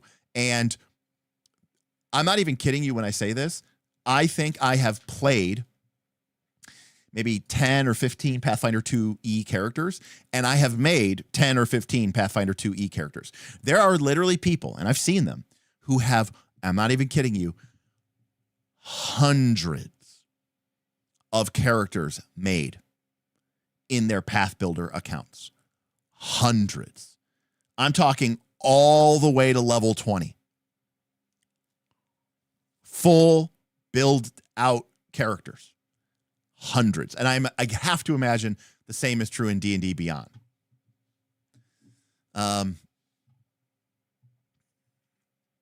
Albestine says D4 D&D's Deep Dives entire channel is based off of just build concepts for 5e. Derek says lonely fun is still fun, Derek, even if it's not our deal. That's not me. Stop calling me out, Derek. Yes, Albestine making a very good point here, which is I have 15,000 subs. He has 177. Not Albestine doesn't, but D&D Deep 5, D4 Deep Dives, who just does builds, has 177,000 subs. So clearly there's a difference. My point is there is an unbelievable shitload of options here for a character to take. So you start at level 1, a fighter, by level 2, fighter, and then at level 3, you get to pick one of these paths of battle, these expert paths of battle. Okay? And then at level 7, so we got what here? 12 classes. 1, 2, 3, 4, 5, 10 classes. 1, 2, 3, 4, 5, 6, 7, 8, 9, 10. So it's 10 to 11 expert paths per path. You know, power, skill, faith, battle. Now, the other thing is, which I believe, just because you're a warrior doesn't mean, just because you're a fighter doesn't mean you have to go expert path of battle. You could be a fighter who goes paladin. You could be a fighter who goes oracle. You could be a fighter who goes cleric. You could be a fighter who goes theurge or holy avenger or druid or witch or bard, right? You're not locked into this. So you can literally choose any combination of paths that you want. And just when you think that that is a lot, then you get to the master paths. And guess what? There's even more of them.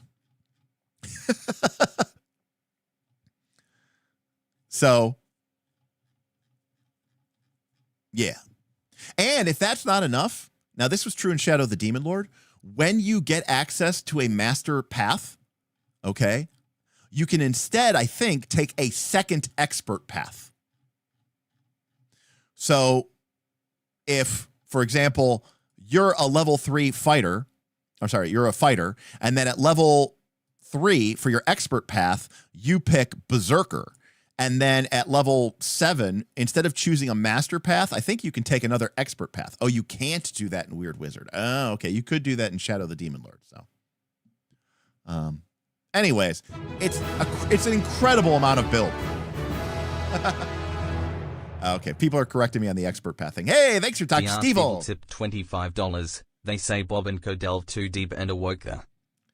Exactly. You know, Dr. Stable, I'm really excited that you got that you got the reference. That's exactly what I was trying to kind of Bob and Company was supposed to be like Ballin and Company, and they woke the Balrog. Thank you, Dr. Stevel. Also, interestingly, I have learned that there's apparently some really, now I don't like solo RPGs. I would never play a solo RPG just for my own sake. But I've learned that there's some really interesting solo RPG rules in the Moria book about not running a solo character, but actually running like a group of dwarves going to like claim Moria. And I thought potentially, depending on how things break, it might be a really cool thing to do for the channel. Because that might be kind of fun to do. With like input from the chat and like, you know, different people able to sort of shape and decisions. And, you know, someone could sponsor one of the NPCs, you know, one of the lesser characters, and like, you know, you can kind of take quasi control of them, and we can kind of almost do a group play over the internet. I don't know. I thought it might be kind of cool. Jake, yeah. I read Sean Tompkin. Obviously, I never played Ironborn, but we did play Starforged briefly. Starforge. But yeah, exactly. Exactly. I lost my job and now I'm playing with myself on Twitch. So,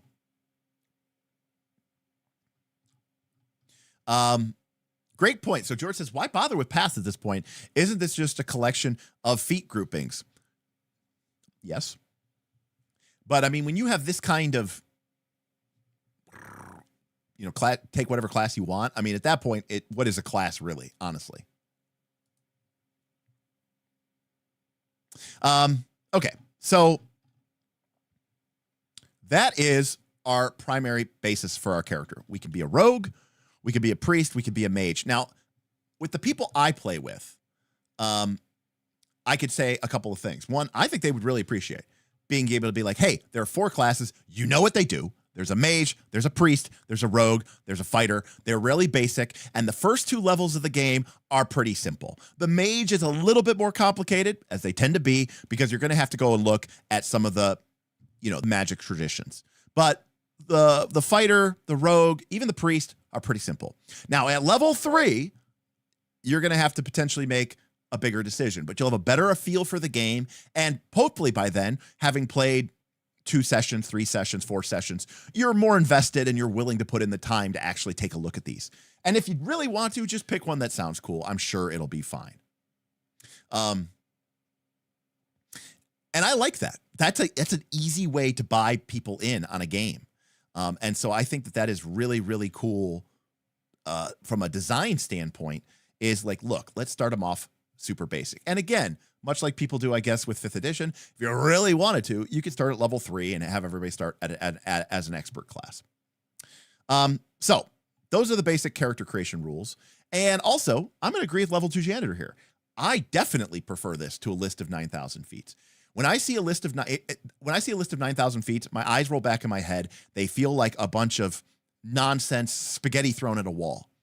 The consideration and the careful groupings of those feat packages, as you called them, and calling this particular feat package Paladin, not only do I feel like that's more thematically cool and feels more tonally resonant, it gives me, as someone who's been playing fantasy RPGs for the better part of 3 decades, an immediate insight into, okay, I probably can guess what that does. And I think that's really, really important.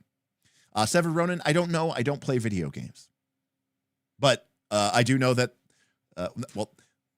if it is a video game, it's probably based off of what actually happened in the Lord of the Rings books, which is that Balin led a company of dwarves to try to return to Moria and reclaim it.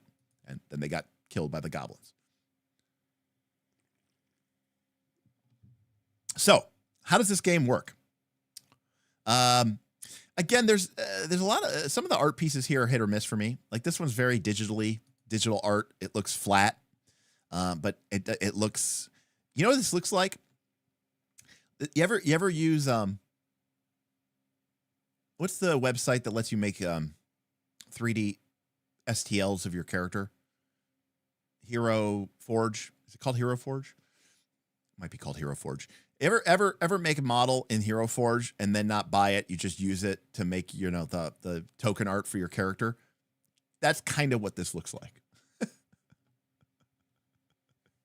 So sorry to whoever wrote this. Look, I'm one of you too. True story. If you go and look at Quest for the Frozen Flame, right, which was our 13 episode AP where we played Pathfinder 2, we hired an artist to do art for our characters on Fiverr. And the art was so bad that after like 5 failed attempts, we just asked for a refund, and I go, fuck it, we're just going to use Hero Forge screen caps. And we did. All right. This is, by the way, where the infamous 2 bows came from Bob's character, if you're familiar with that story. Okay. Attributes. We got 4 of them. Ooh, well, you know what? New poll.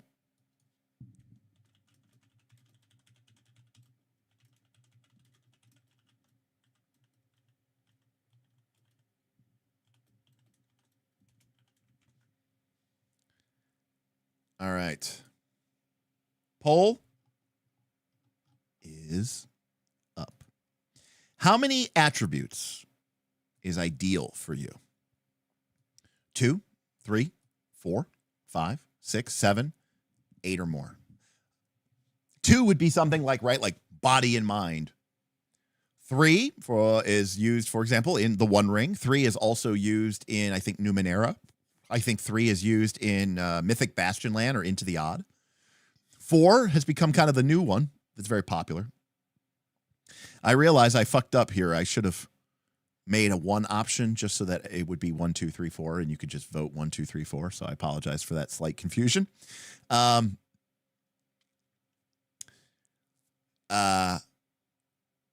anyways, 5 has sort of become a new one where they kind of usually get rid of Constitution. I think Daggerheart is 5, for example. 6 is obviously the classic D&D. 7 might be like maybe like some of like the Call of Cthulhu ERP games use 7, I think. And then Legend of the Five Rings obviously uses 5 as well. 5 rings, 5 stats. And then 8 or more are games like, I think like Warhammer, I think has like 9 stats or something like that, or like 10 stats. Like, look at that. Look, the fact that those things were back to back, mentioning comeliness. Raj says, I really do miss having a social stat for, this game. Int and will don't really feel right for me a lot of times. Does Symbaroum use 7? I don't know. Let's look up. Let's see. Inside my Symbaroum are 2 Forbidden Lands character sheets. Go figure. Symbaroum.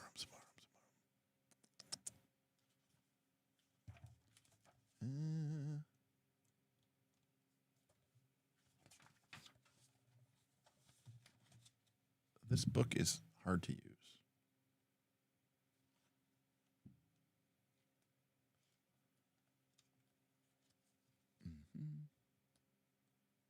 Oh, here we go. Character sheet. Symbaroum has accurate, cunning, discreet, persuasive, quick, resolute, strong, and vigilant. So Symbaroum actually has 8.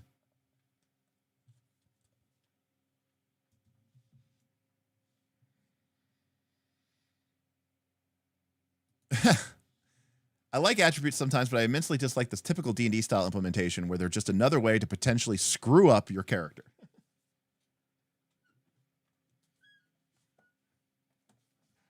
Hey, you didn't choose right. So 5. Interesting. 5 is the ideal right now. Okay. I'll be honest with you. I love 5, but I think I'm definitely kind of less is more.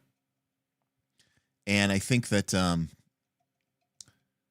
think I kind of like 3 and 4 at this point. But 5 probably is where my heart is, just because I do love Legend of the Five Rings. But definitely less than 6.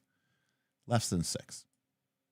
I like stats that feel very meaningful and everybody understands what they mean. One of the advantage of Legend of the Five Rings is you have you have the 5 stats and their approaches. I think it's really easy and clear what they, what they represent. So as an example, Derek, you're mentioning this, like in Daggerheart, they combine con and strength into might, but then they split dexterity into agility and finesse. But it's not always 100% clear which is which and why it would be which. And so one of the things that I, kind of like about a game like, for example, the One Ring is anything physical is under the strength stat. Now, it is confusing that they call it the strength stat when it should probably be called body. And apparently it was originally called that in the first edition. But anyways, cool. I'll leave that poll up if people want to keep polling, voting.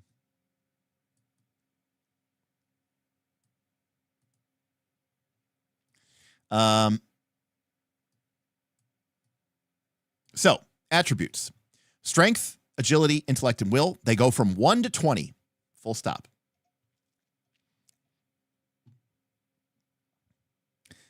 We were just talking about this other day, Dr. Waite. Singing is absolutely. I mean, if singing doesn't use or playing if singing or playing a musical instrument like a horn or something like that, if that's not using your body, I don't know what is.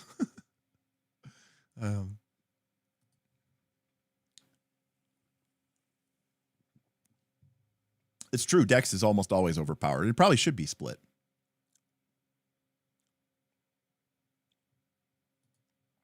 So scores go from 1 to 20. A typical person is 10.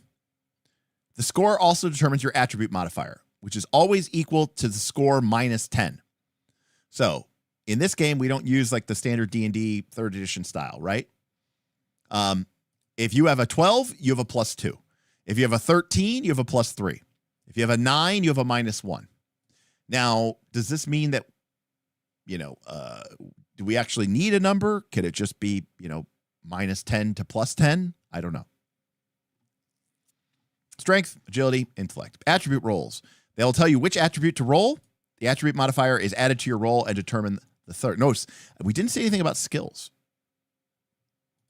Target number. Normally, that target number is 10. If no one resists the effort that warranted the roll. If you make a roll that is opposed by a creature or object, the target number is the score, of the attribute you were rolling against.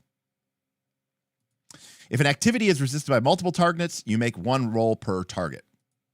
So, it's pretty clear cut. Basically, your attribute is your DC, and your bonus is also your attribute, just -10. So, pretty clear cut, pretty simple. Makes sense, I think, right? Then you roll a d20 and add the modifier and can compare it. You get a success if it equals or exceeds. You fail if you don't. Binary. When something rolls to attack, that means you're using that attribute to attack a target. In this case, the target number is their defense score.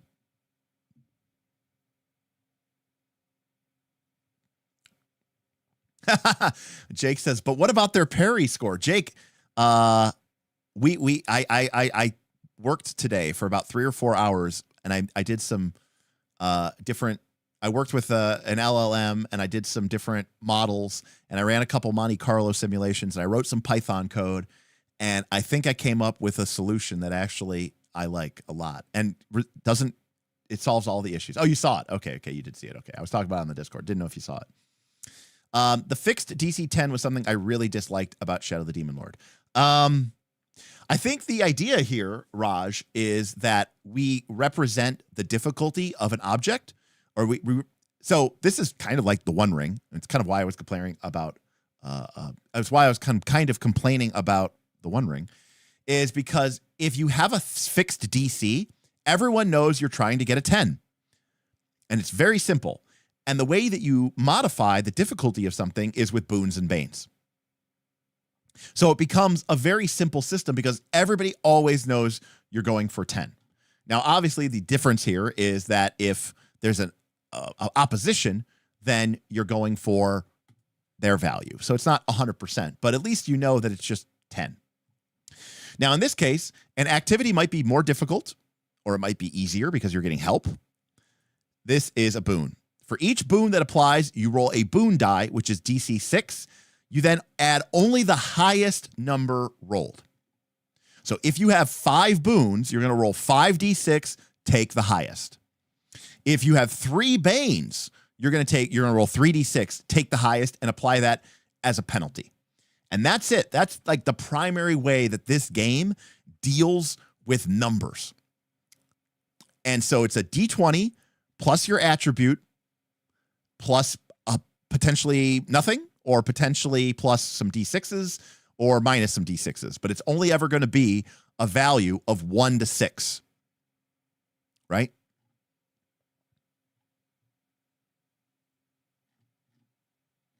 So it's a very simple mechanic. It's very easy to understand. So let's take a look here. Fritz, our fighter, is facing a bandit in combat. Fritz swings his sword against the foe. Fritz has a strength of 12. So that means his modifier to a strength-based attack is +2. The player rolls a d20 and gets a 14 on the dice. They add a +2 bonus from their strength, bringing the total to 16. The bandit has a defense of 11. So Fritz has hit the bandit. Now, next, hey, Alfred, what's going on? Just saying what's up. Really appreciate the content. Alfred, thank you for the extremely, extremely generous super chat. You, my friend, are strong. Thank you so much. Look at that. We're crushing that super chat goal. Thank you, Alfred. I really appreciate it. Well, I thank you so much for the appreciation. It means a lot to me. And, obviously my channel is a little bit of an oddball, but I really appreciate being here with you all. And I'm glad that you appreciate the content. That's the reason I do what I do, because we don't get to a lot of people, but I think the people we get to matter the most. So Alfred, thank you very much. I really, really appreciate it. And your tip and your donation is very appreciated, very well worn. Thank you so much. I really appreciate you. And hey, and not to be outdone, TAS Agent coming in with their own super chat. That's a strong from you, my friend.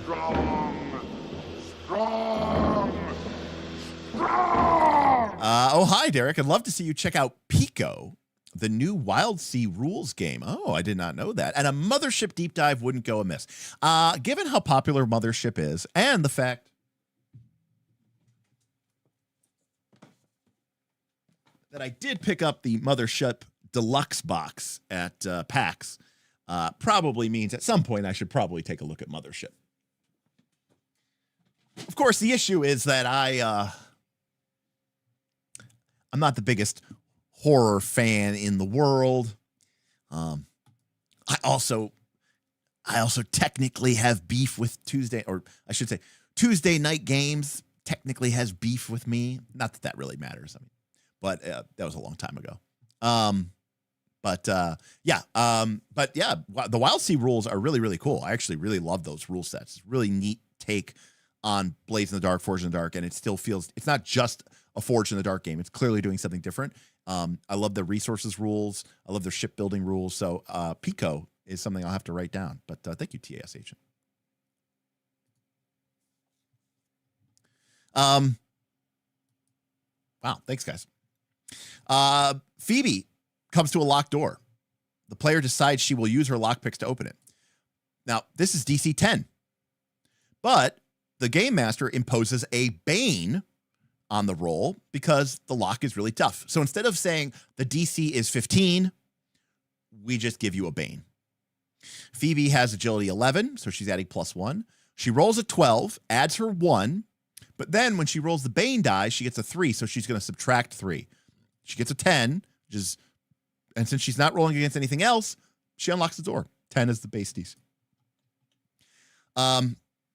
You get a crit if you get a 20 or higher, and it exceeds the number by 5. So note, it's not a 20. It's not a natural 20. It's whenever you get a 20 or higher and you beat the number by 5 or more. It's a little bit of work to figure out the crit, but at least it kind of, like Pathfinder 2, rewards you for, getting a high roll, which I like. Crit failure is if you get 0 or less, which is also nice. By the way, that's how my rule, when I did my Dungeon Time Extreme 5e super hack, this game obviously was not out by then, but Shadow of the Demon Lord was, and I was really impressed with that game. And I used a lot of the Bane and Boon system from Shadow of the Demon Lord, and I used a lot of their used their critical success and critical failure rules and their base DC 10 rules as my as the basis for my system in that game. So I stole a lot from Shadow of the Demon Lord when I made my 5e hack, except I mapped it onto a PBTA framework. Okay, there's also a luck roll, and this is where you can definitely see the 4th edition DNA. Sometimes the Sage, that's our game master, remember, might just call for a luck roll. It doesn't use any attribute. It's just a flat DC 20. And because you're never using it against a creature or object, the target is always 10.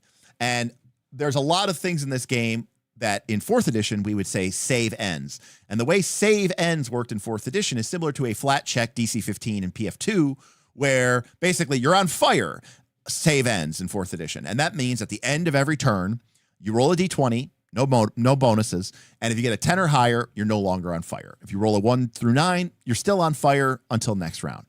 Repeat, rinse, repeat. So this is basically functionally the same thing, because saying that an effect is luck ends basically means you need to roll a 10 or higher on a d20 with no effect. But you could also use this as something to kind of represent something that isn't necessarily tied, like a flat check in Pathfinder 2. We have some information about size and, reach. Defense goes from 0 to 25. And that's the number that people have to hit you in combat. Creatures and objects have health. That's the most amount of damage you can take before you're destroyed. If your health score drops below your damage total, you reduce your damage total so it becomes your health score, which causes you to become incapacitated. If you are incapacitated and your health score increases, your damage total also increases to match your new score, so you remain incapacitated. Since effects can increase or decrease your health score, keep track of your health score separately from your current health score. Okay.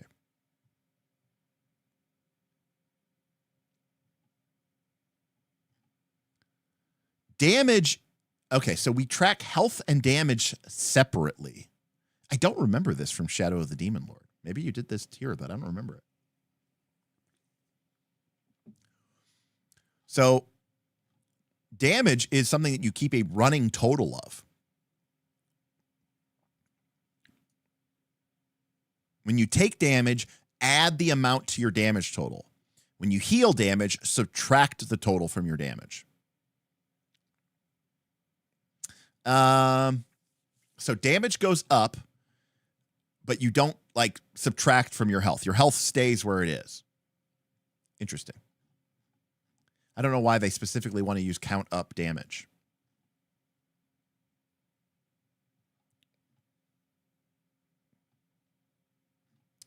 You are injured if your damage total exceeds or equals or exceeds half your health score, aka bloodied. Typically, you suffer no effects from being injured, but certain talents might be differently used against you because you're bloodied, aka injured. So again, we can see some of the 4th edition DNA there. If your damage total equals your health score, and by the way, your damage can't go higher than your health score, you fall prone and become incapacitated. Any damage taken in excess of that is lost, and you are unconscious. If you would take damage while you're incapacitated, you instead lose health. Okay, so now health can go down. You stop being incapacitated when you bring that damage down.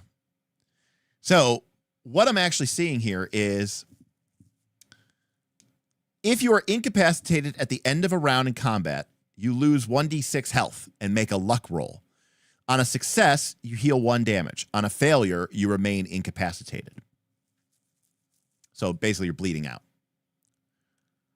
So this kind of reminds me of certain variants of D&D 3rd edition, where your hit points were kind of like your damage. And then when you got to 0 hit points, you started taking damage to your con. And your constitution, this was used in Star Wars D20, for example. Your constitution was like your actual body meat hit points, kind of. As long as your hit points, so even if you ran out of if your constitution was 15, for example, in Star Wars, if you ran out of hit points, then, which I think they didn't call it hit points, they called it vigor. I think they called it vigor. Instead, you then started taking damage to your con, basically. And I remember critical hits in that game was rough because critical hits would go straight into the Constitution. And so getting a crit from a freaking lightsaber was brutal. So the crits basically bypassed your vigor. Oh, vitality. Thank you. Yeah, vitality. Thank you. Yeah.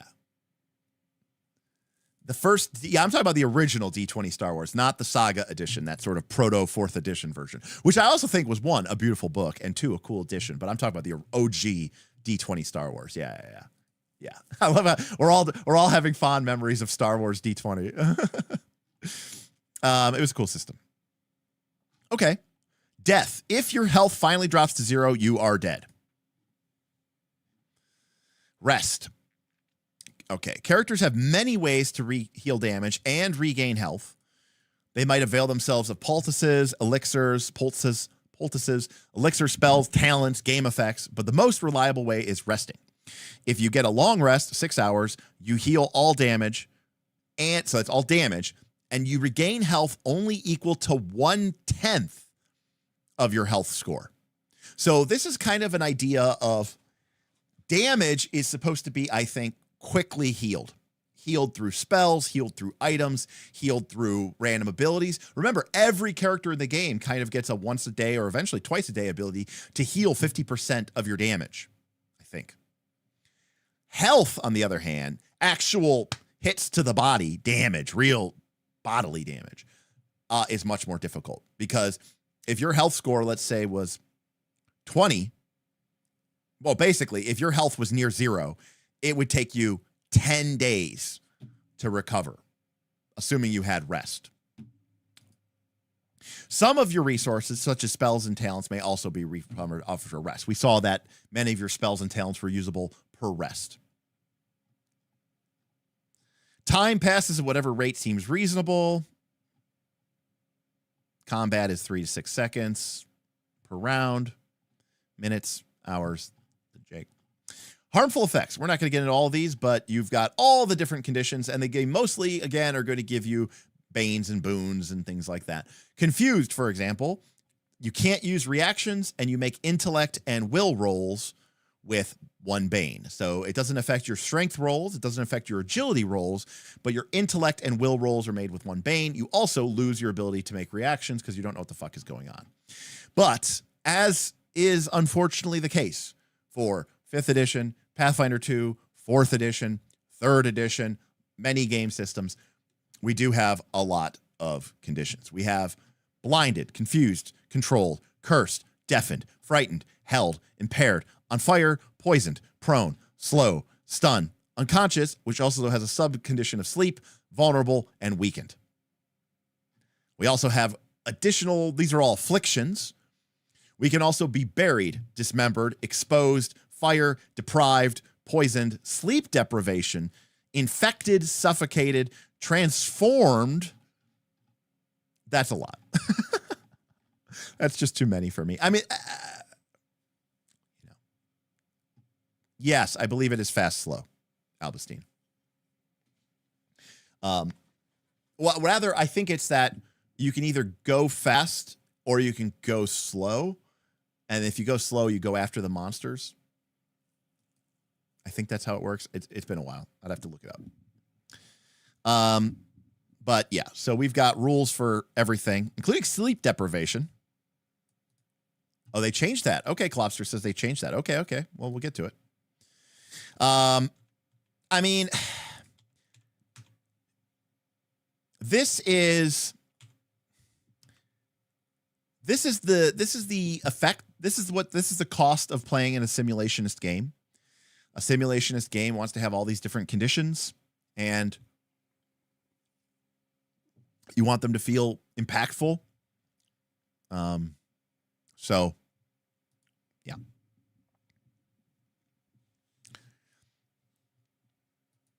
I'm not against a bunch of conditions. I can say that me personally, Derek, right now doesn't really want to be playing a game with a ton of conditions, but that's just me.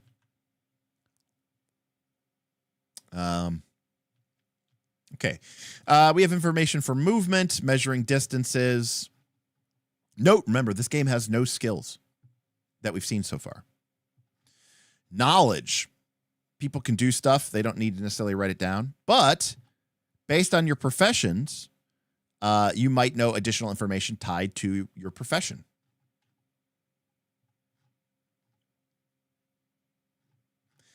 We have rules for hearing and seeing, how far you can see, what vision and light are, 3 miles in a bright day, light of a full moon. Very simulationist stuff here, like the effect of a wind. Like if the wind is moving at least 20 miles per hour, then smoke and vapor and atmospheric effects will dissipate. I am just at the point in my life as a human being and a gamer that I don't need a bullet point to tell me that. Maybe there's somebody out there who does. But I don't, you know.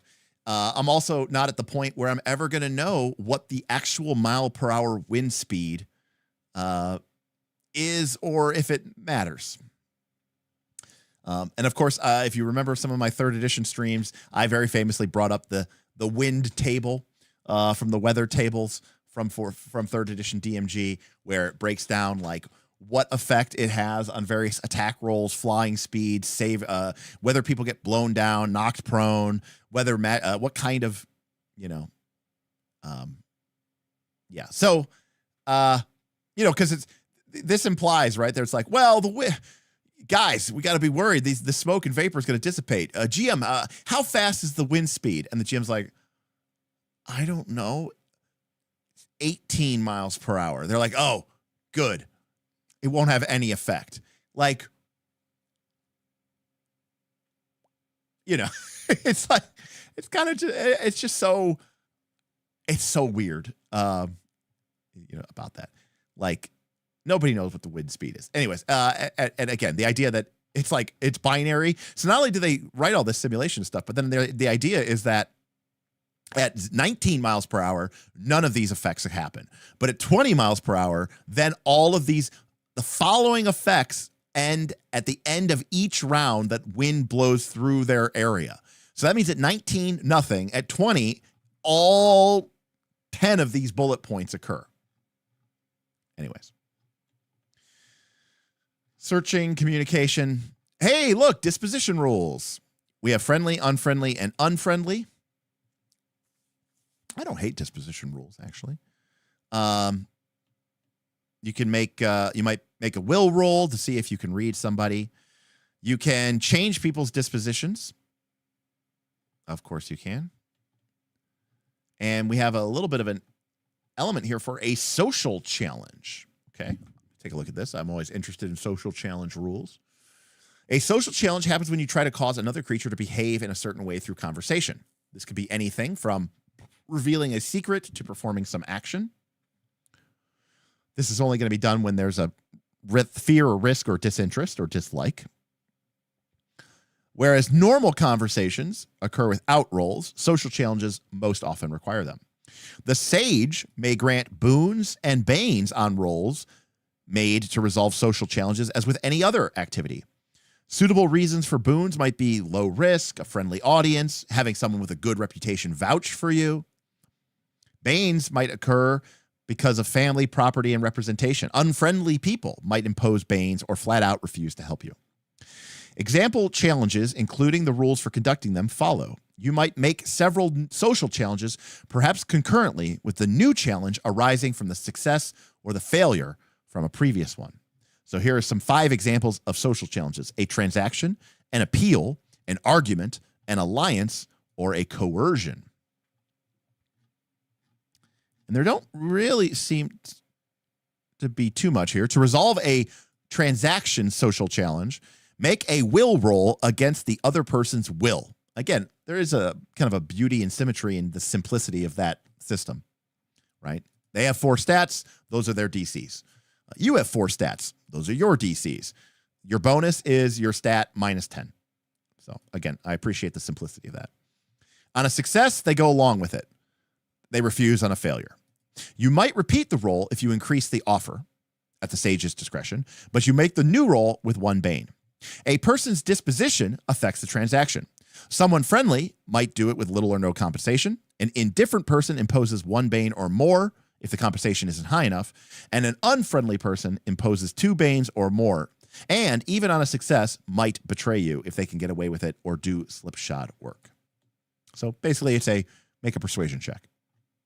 And we see a bunch of other things here for appeal, alliance, coercion, and argument. And they all seem to be mostly the case of a check. But as an example, an argument is your intellect roll versus the average will score of the audience. So it's your int versus their will. Which means that it's harder to convince wise people that your point makes sense. When in fact, shouldn't it be easier? Or maybe it's easy. Maybe, I guess the idea is the implication here that I'm lying to them? I don't think so. There's something not quite right about that. But anyways, we have rules on hearing and using languages, including sign language and listening on distances. Again, this game has no skills, which I think is kind of cool. But because of that, we have to have like a different rule for like everything that skills would normally do. And because of that, like the rules are like just randomly in these areas and paragraphs of, kind of mid. I don't want to say they're buried in the middle of it, but it's a lot of words. You can't just look it up, So there aren't any skills, but there kind of are skills because we have all these things here that a skill would kind of do. You just can't take points in it. We have information about the languages, companions. All right, combat. Of course, we got to get to combat. It takes place on a battlefield. A battlefield. 2 or more sides opposing each other. We put our people on the board. On each of your turns, you can move and use an action before, after, or during its move. Okay. So each round, all the combatants under the GM's control take their turns first. And you can go in different order, in whatever order you want. Once all of the combatants under the GM's control have taken their turns, the players can start taking their turns. Each round, players can declare they are taking their turn in any order they wish. Once a player does so, they must wait until that player finishes to take the next one.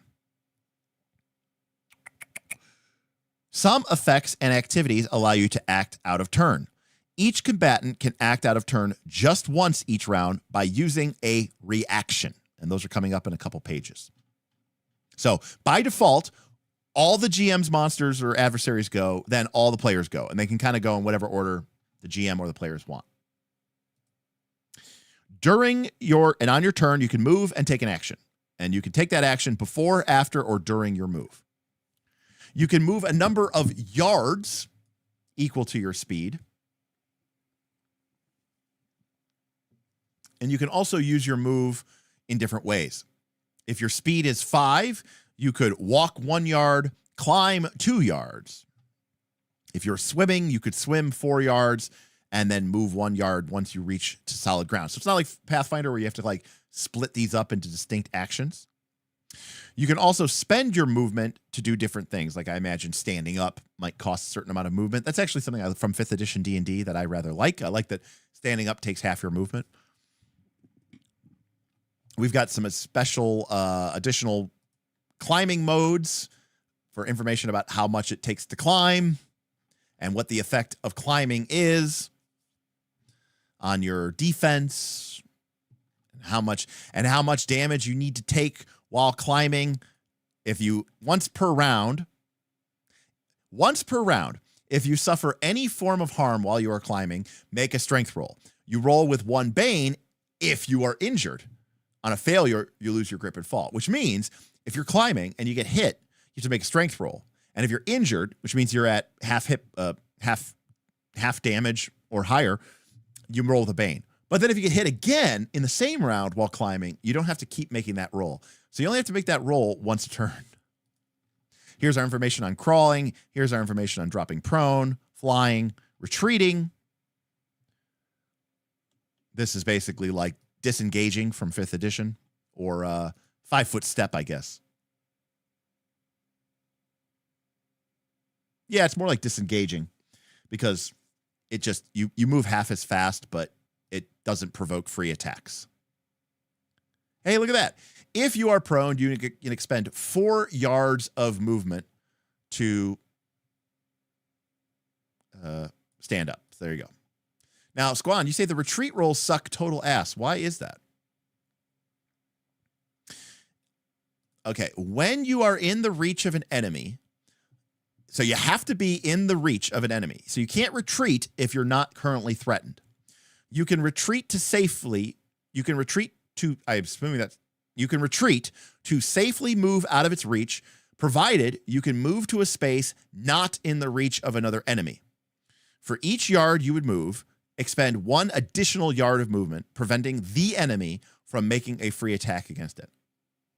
Yeah, so this isn't retreating from combat. It's retreating from disengaging an enemy. But what this means is that you can't use retreat to just freely move through enemies. You can only use retreat to move out of an enemy's threatened reach, which makes sense, right? Elder Goblin Game said, this feels like one of those SAT questions. Kelly is not Susan's wife, but is Teresa's second cousin. If Teresa's second cousin's roommate is 38 and is twice as old as the next oldest person who has no cousins, how old is Peggy? So anyways,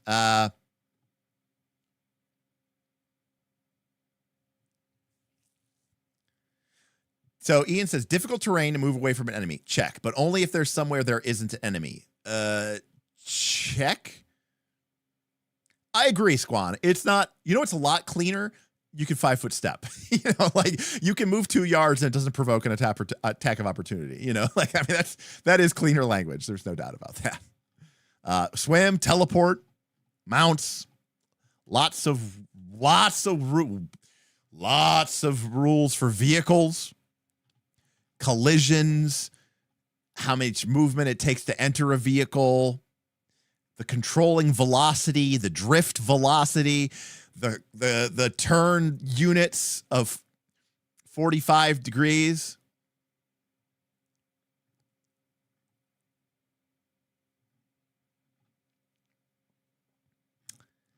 Now, again, cool.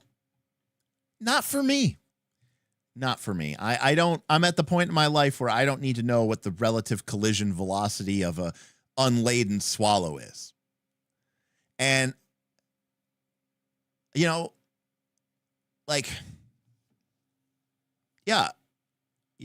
does anyone ever use these rules? I don't know. I don't think they do.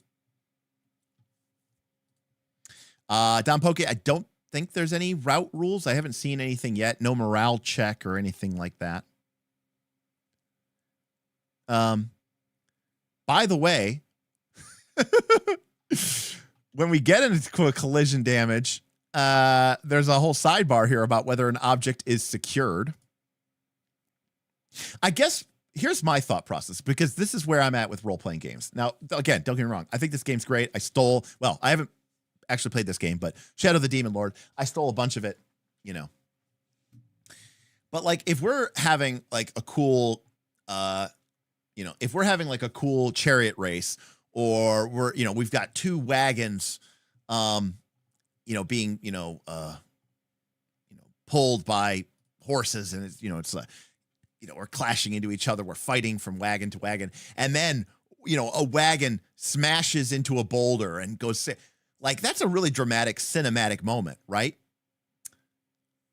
But at that moment, when it's like, it's like, all right, make a control, you're like, oh, make a strength check to try to see if you could, oh, you fail. Oh, the wagon collides with the massive boulder, wheels go splintering and shattering and people go flying off. That is exactly the moment where I do not want to go, all right, guys, hold on a sec. Let me look up these collision rules. We've never used them before.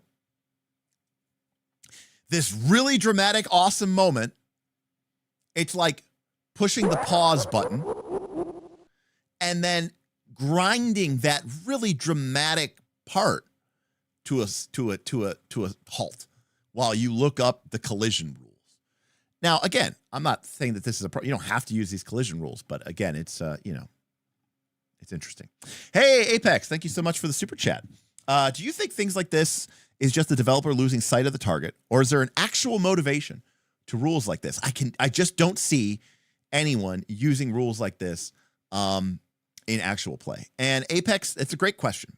This is the simulationist paradox. Most people that I know who claim to be simulationists say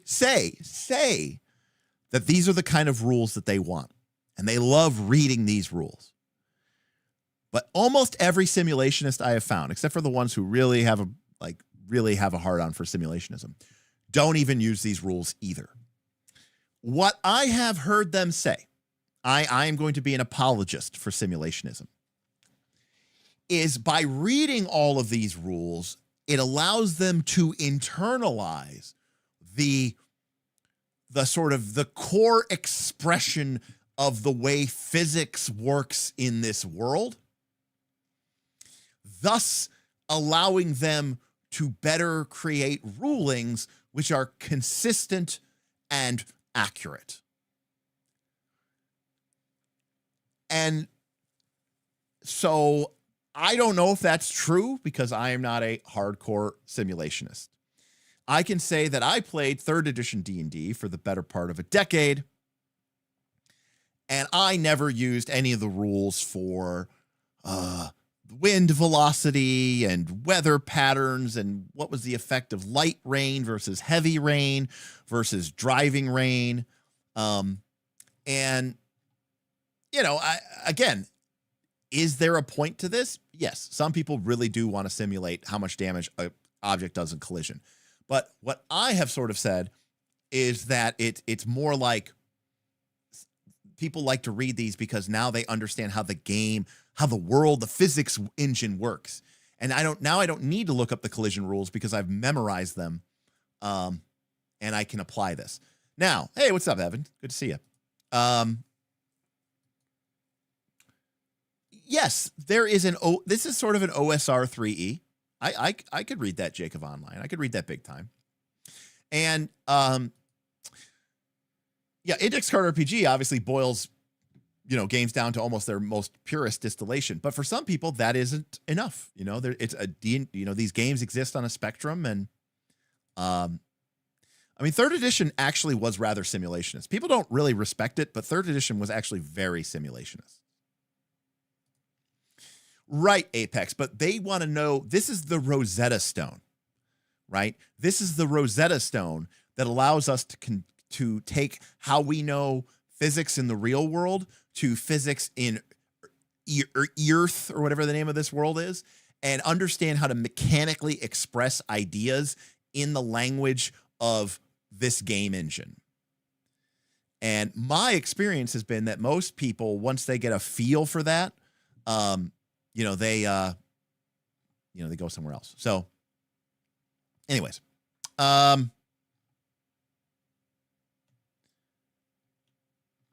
falling rules, squeezing rules, all the stuff that you can do as a minor action by expending 2 yards of movement. And let me, by the way, say, I love this. I love the idea of using your movement points as just sort of a generic action currency that you can use throughout your turn to do shit that basically isn't attacking or casting a spell.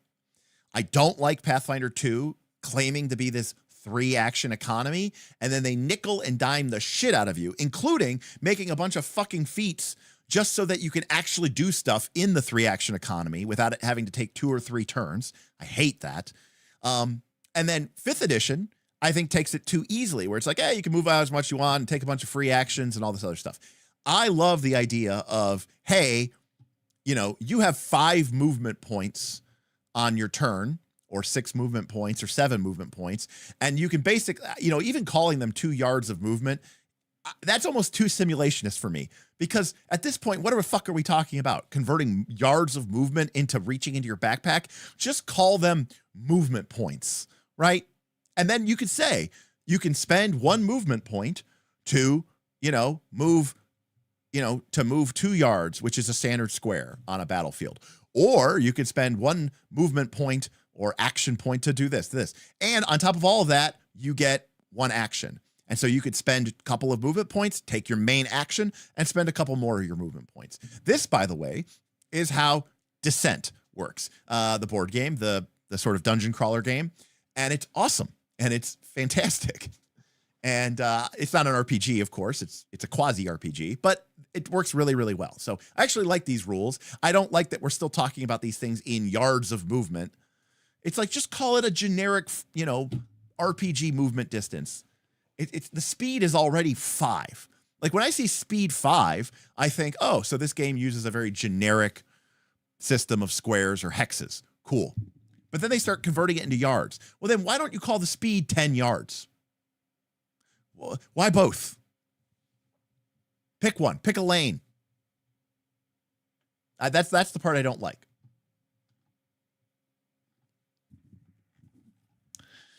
Here's more information on special movement of if you're flying, burrowing, climbing, hovering, insubstantial, mount, silent, slippery, and squeezing. All right. There's a lot of rules on movement. Oh, sorry. Strider, swimmer, teleport, water walk. Here are complications to movement. You could be forced move, and just like 4th edition, if you get pushed over the edge of a cliff or into a fire, you can make a luck roll, aka a saving throw, and on a success, you drop prone at the end of danger. All right, I'm going to stop here for a moment and say something. I hate this rule so much. I played 4th edition for a long time, and this is the exact rule from 4th edition. Whenever you would push through forced movement a creature or an obstacle, a monster, or whatever, into essentially hazardous or challenging terrain, they would get to make a saving throw before, getting pushed into the fire or falling off a cliff or doing whatever they want. And then if they failed, they would fall prone at the edge of the danger. I hated this game rule. Draw Steel gets a big thumbs up for that. For me, for that, because they don't have that rule. Wait, 4E had that rule? It sure did. Did anyone use that? It sounds awful. Everyone I know used that rule. And the game assumed that rule was in effect. It was horrible. And I played 4th edition for a long time. And that's why the very first time I played Gloomhaven, and I was a Savas Craighart MVP. Fucking, that was an incredible class, race, whatever.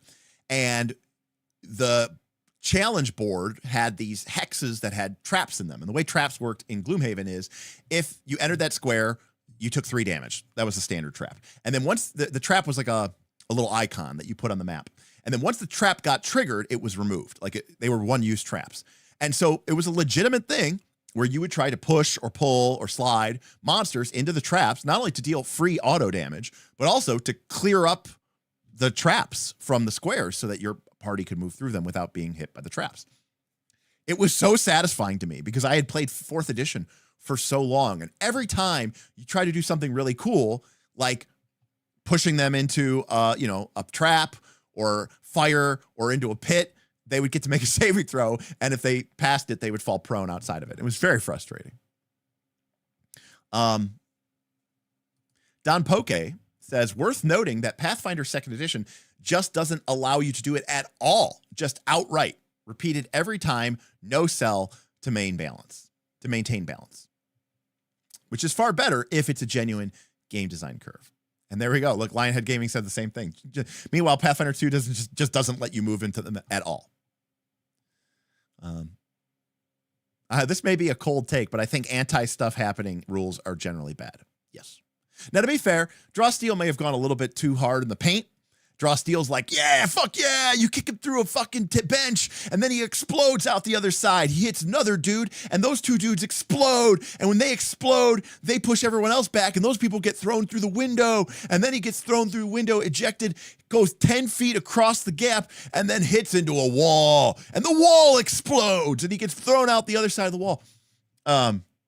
So Draw Steel may have gone a little too, like, you know, like in the comic books, like where like Superman gets hit, and you see him like, you know, junk, junk, junk, junk, junk. He's just like getting hit through like 20 buildings before he, you know, comes to a stop.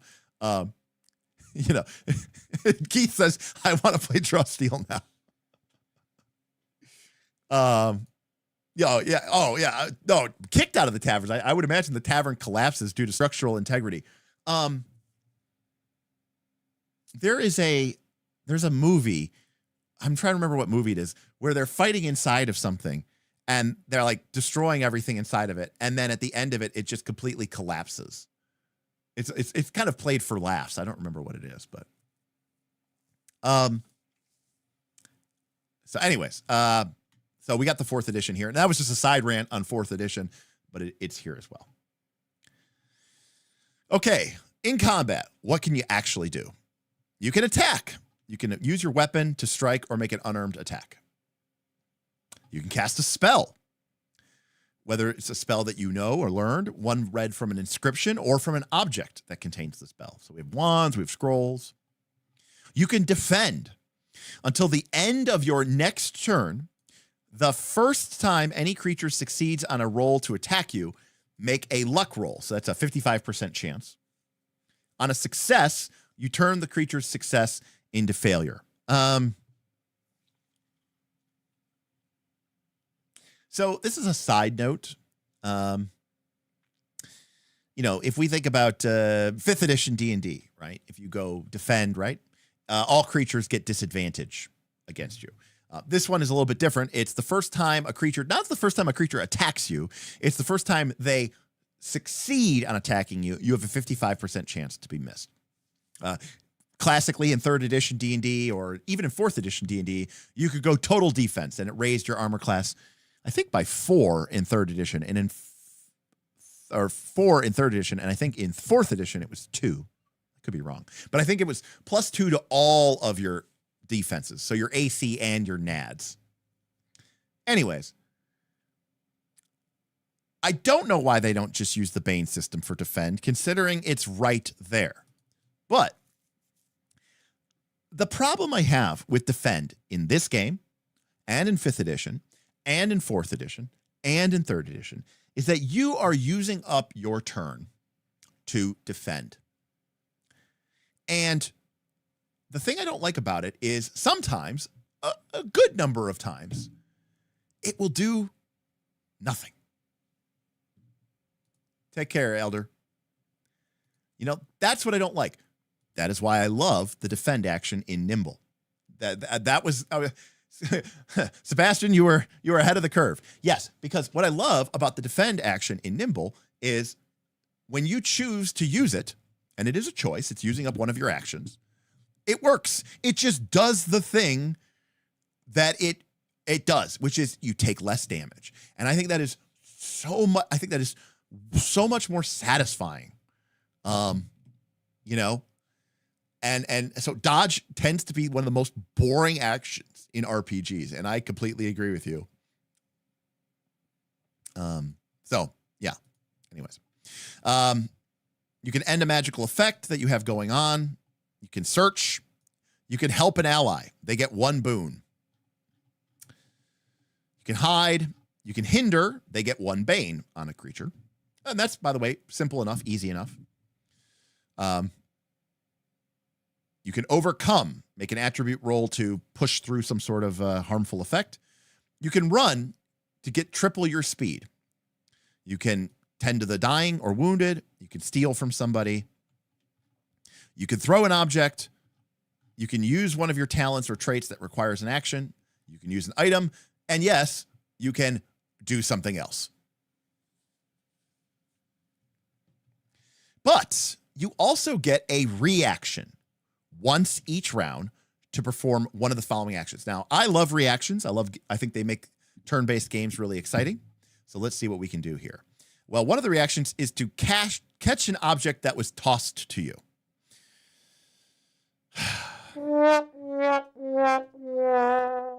I think Pathfinder 2 does this as well, I think. And can I just say, I hate this. Like, is this really where we're at? Oh, and it's a check. So, by the way, my buddy spent their entire turn to throw an object to toss. They have to make an agility roll. On a success, then they can make an attempt to catch it. And on a failure, it falls to the ground near them. Then they have to use one of their reactions to try to catch the ball, making an agility roll. You know what this reminds me of? I know we don't have a lot of miniature players here, but it's like trying to throw a football in Blood Bowl, where you have to make a throwing test, and then you have to make a catch roll. And so it's like you're put in double jeopardy to ever make a fucking pass. Hey, shout out George. Welcome to Blood Bowl. But it's not just that we're making 2 checks just to throw somebody a potion. It's that, like, it's just using a lot of game rules just to, like, be like, hey, I need a potion. I got you, man.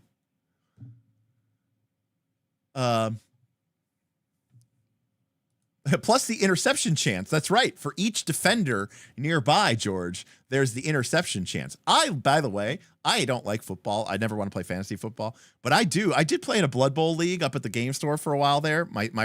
I'll never play the Skaven again. They're way too weak. They're fast as all hell, and you know they can have a pretty good running game if you can keep them. They can even be halfway decent throwers, I guess, but they have no defense and they just get run over too easily. But anyways, but I would totally play. I would love to get a Blood Bowl game going, like maybe on Knights of Last Call Patreon. We'll have a Blood Bowl league. Klopster Roll, got to go to bed. Klopster Roll, thank you so much for all the awesome donations. Thank you for donating for this game. Again, there's a lot of stuff here that I think is really good design, and and a lot of stuff I'm nitpicking about is nitpicking on stuff that really, honestly, from 3rd edition and 4th edition, and the game kind of just has that DNA. And I do think that is kind of what this game was going for. I think this game was trying to create a 3rd edition game with some 4th edition inspired mechanics that also sort of tried to introduce a more universal system of banes and boons. Yeah, I think that's really cool. Did we talk about doing Blood Bowl? I don't know. I thought we were talking about doing like a war game, but if we were talking about doing that a few years ago, maybe that would be kind of cool. We should try to do that. But yeah, I think at the time, George, we were talking about using TTS, but yeah, it's probably smarter to use Steam. But anyways, all right, but these are our reactions, so we can catch. That one's pretty lame. Cover an ally. When an enemy attacks an ally that's within your reach, you can use your reaction to switch the enemy's target from that ally to yourself. Okay, so that's pretty cool. That's a good use of our reaction. So we can literally actively defend. That's neat. Dodge. This is, again, a reaction. When a creature attacks you, something rolls against your agility, or you make a agility roll, you can use your reaction to either impose a bane on the roll or roll with a boon. Okay. Hey, someone's trying to attack you and you're like, I dodge. And you're like, cool. They get a bane to their attack. So yeah, that's straightforward, simple, easy. I mean, yeah, sometimes it's not going to matter, but hey. So yeah, this cover ally is definitely pro stuff. I'm a big fan of that. I actually don't mind this dodge thing. That can feel pretty cool to be like, hey, I dodge him. Cool. He gets a bane, especially if the GM's rolling in front of the screen and you get to see that bane die and you're like, cool, that was me. Free attack. Now remember, you only get 1 reaction per turn. So this is basically your attack of opportunity. So it not only you can only get one per round, but if you're free attacking, you're not using your dodge, you're not using your cover ally ability. And then free attack is good. That's definitely stuff happening, using your reaction to make cool stuff happen, punishing people for tactical movement. Take the initiative. I think this was mentioned earlier.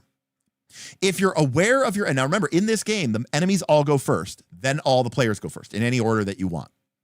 However, if you're aware of your enemies, when a new round starts, you can use your reaction to take the initiative, which lets you take your turn before the enemies take theirs. If you and other allies take the initiative, decide amongst yourselves who goes first. Wearing heavy armor and certain effects can limit when you take the initiative. So we have a situation here where in a normal round, we get an action, we get a reaction, and then we get some movement that we can spend. Normally, we use that action after the enemies go. But if we want to, we can cash in the reaction, assuming we're not constrained by, say, wearing heavy armor, which is pretty cool, kind of gives you that lightly armored fighter, rogue, fencer vibe. Then you get to take your whole ass turn first. So some party members might be doing that. Some party members might not be. But then that party member loses their reaction. That is actually kind of a cool system. That's actually really good. This is like there's a cost to going first, and sometimes you might want to go first because maybe you can kill an important enemy before they get to go. But there's a cost to doing that.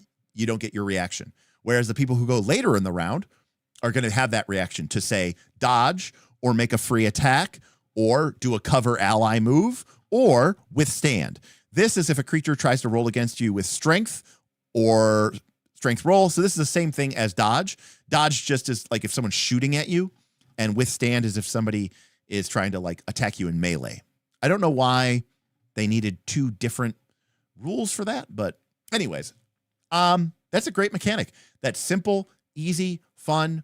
I agree. Level 2 gender players choosing their turn order is great for teamwork. You can set up your allies. You might go in different order each turn, depending on what, kind of what's the best, structure and turn order. And I think there's going to be a strong appeal to be like, hey, if I don't have to go first, I kind of don't want to go first because I'd rather have my reaction. And I think that creates a cool tension amongst the players. And I do think that means that each round, as the combat sort of evolves and changes, you're going to, sometimes party members are going to be going first, then the monsters, then the rest of the party members. Sometimes everybody that can is going to go first. Sometimes nobody's going to go first, and all the monsters are going to get to go. And I think that's going to create a really different feel to each round as it plays through. So I actually think these are all really good rules. And it's kind of like the fast, slow thing that we saw in Demon Lord, but I think it's actually better. I completely agree also with level 2 gender. I like when initiative gets the whole party scheming together instead of just spacing out when it's not your turn. And not to beat a horse, but we've been doing a deep dive this week on the One Ring. And each round in the One Ring, you start by deciding which stances you will be in. And I think that is a communal decision made by each individual group. Each of you chooses your stance first before we ever start going into the rounds and resolving everybody's actions. And there's a lot of like, hey, are you going to be doing that? Oh, are you going to buff? Oh, like, well, then I'll move in defensive stance so I can try to protect you while you do that, and yada, yada, yada, yada. Yeah, this is pretty cool.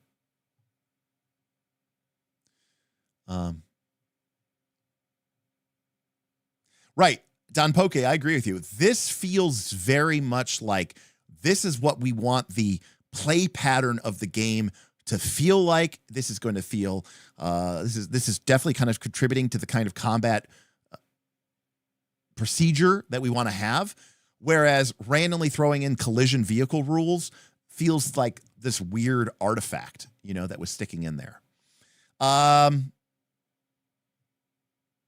Other than take the initiative, is it chunk-based initiative? If by chunk-based initiative, yes. All the monsters go, and they go in whatever order the GM wants them to go in, and that can change from round to round. And then all the players go, and in whatever order they want to go, and that can change from round to round.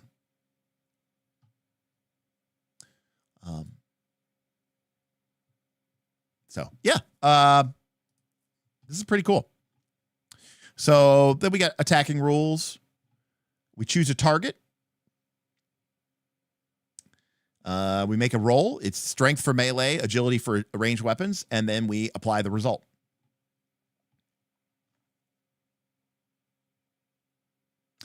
Now, certain circumstances can make attacking easier or harder. Now, these aren't conditions. These are combat circumstances. And we've got flanking, we've got called shots, we've got long range shooting, we've got high ground, we've got submerged, we've got within reach of an enemy, we've got obscurement, and these either give you boons or banes. Like, for example, if you have the high ground, you make your attack roll with a boon. If you're shooting at long range, you get a bane. If you're surrounding your target, you roll with a boon. Now, here's what I like and what I dislike about this. Let me do this. Hey, look, it's the One Ring, because it's literally the PDF we had open literally this morning. Ready? Boom. That's it. If the attacker is hindered moderately, they lose 1 dice, which in this game you would just say they have a bane.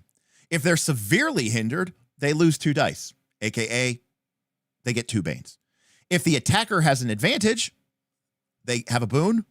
If the attacker has a great advantage, they get 2 boons. Here's some examples, and you're done.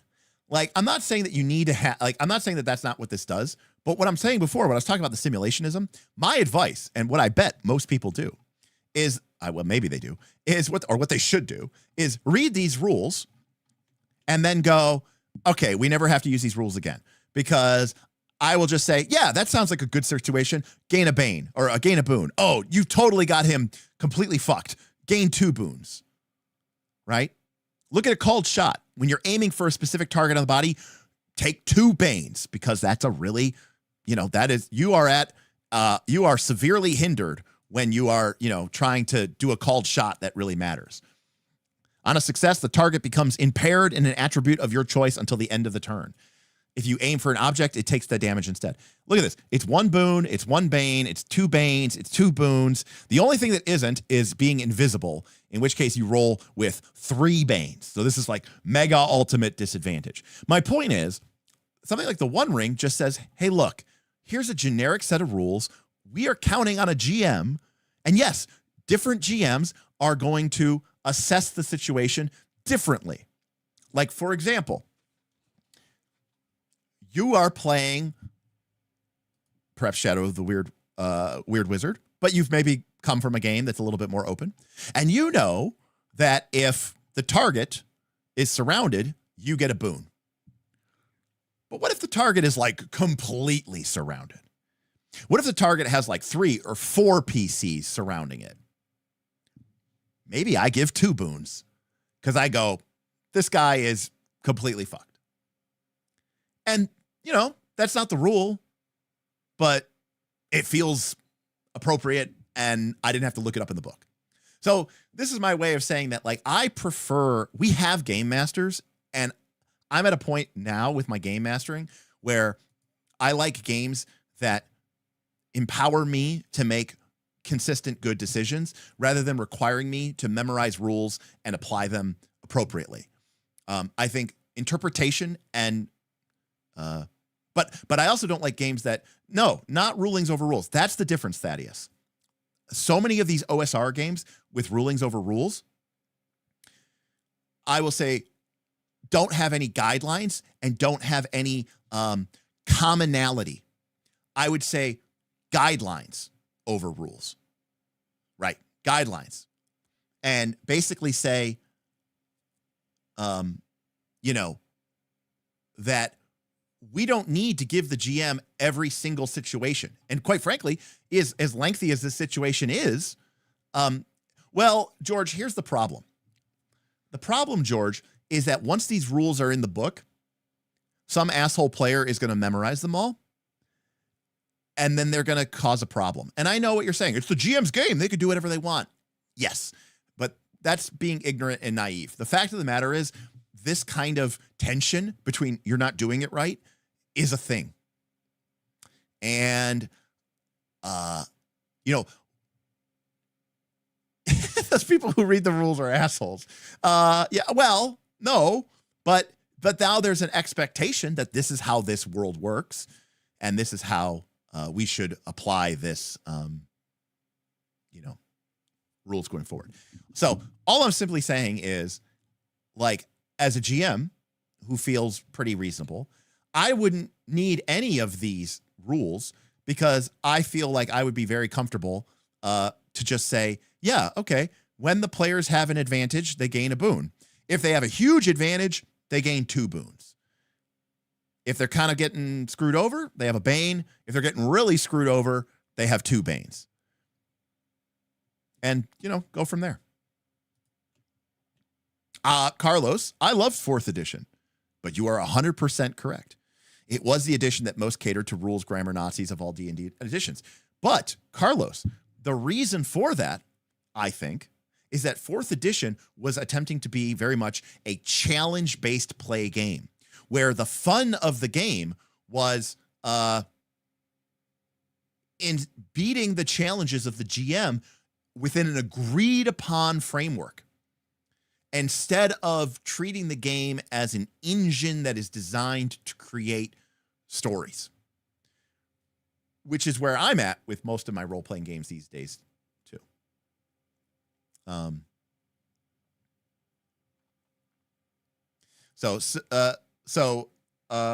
Severed Ronan says, in Pathfinder Society, when I ran it, we were explicitly told that scenarios are meant to be run rules as written. The amount of players that memorize the most minuscule corner cases just to win Pathfinder.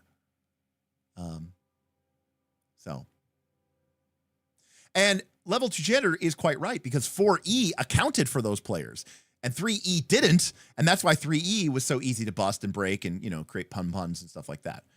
Right. 4E treated the game as a game, and it wanted to give the GM tools to do that. And 4th edition was very much trying to be, like the players and the GMs are coming to the same table as equals, and they should know how the world works. Anyways.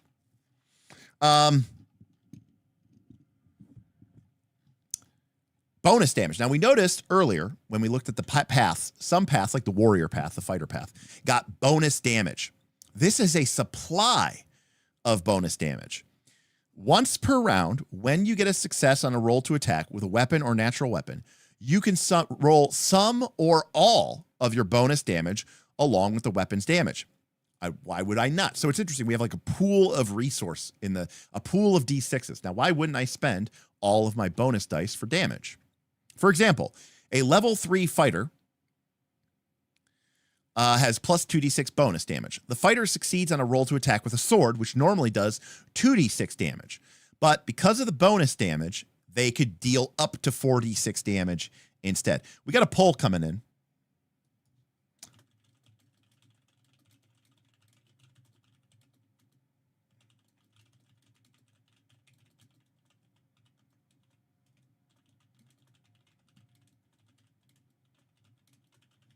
I'm curious how people feel about this.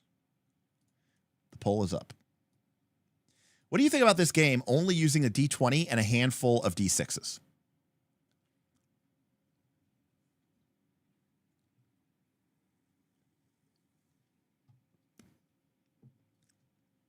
Like, do you miss your D8? Do you miss your D4? Do you miss your D12? Like you should. D12. D12 for life? I do love D12s.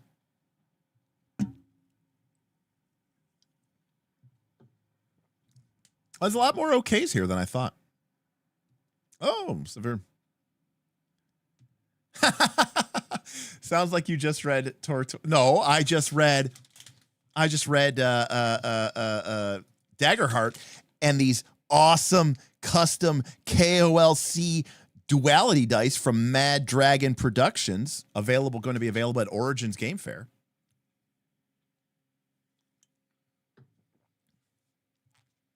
Oh, that's true. Mythic Bastionland only uses D6s and D20s. That's true.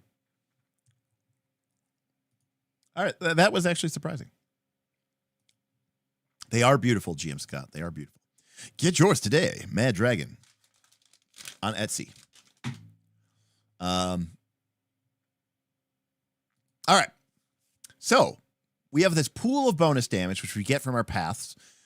We can spend it to do bonus damage. But instead, when we attack, we can decide to make multiple attacks. To do so, reduce the amount of bonus damage by 2 dice so we can spend our bonus damage dice to make additional attacks. For each additional attack beyond the first, choose a different target. Of the remaining bonus damage dice, you can divide them between the attacks. Make the decision about how much bonus damage to use after you determine if the attack is a success or a failure.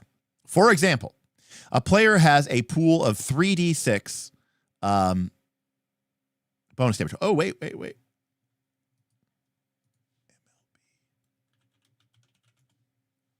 Holy shit. The Jays won. They tied it up. Oh, man. Go Toronto. What a series this is becoming, huh? Man. The Dodgers have just not been able to generate offense the way that they have. It's crazy. I'm sorry, I just looked that up. So a player has 3d6 bonus damage and uses an action to attack. They decide to make 2 attacks, so they cash in 2d6 of their bonus damage. They make their first attack. If it's a success, they can apply the d6 bonus damage or hold it in reserve for the second attack. But then they might make the second attack and miss, and then they didn't get to spend their bonus damage at all.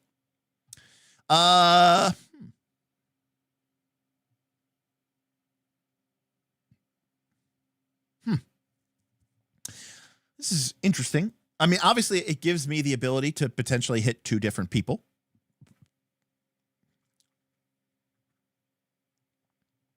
Yeah, if it was one target, well, no, but yes, but remember, if you attack the same target twice, let's say you have a 50% chance of hitting.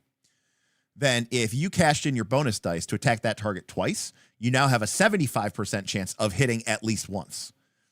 So it's actually more accurate to attack it once, multiple times. And you could potentially hit it twice, in which case you're doing the bonus damage anyways. So that's why.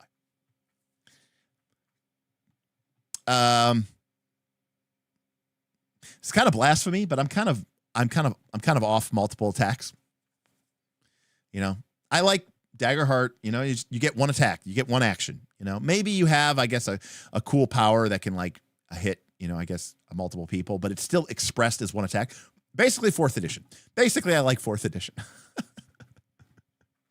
Like if you want to attack with 2 weapons, Twin Strike. Daggerheart, 1 attack. 4th edition, 1 attack. One Ring, 1 attack.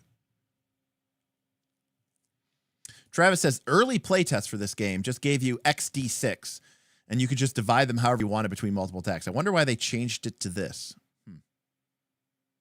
Fabula Ultima, 1 attack. Good call, Wildcard NA.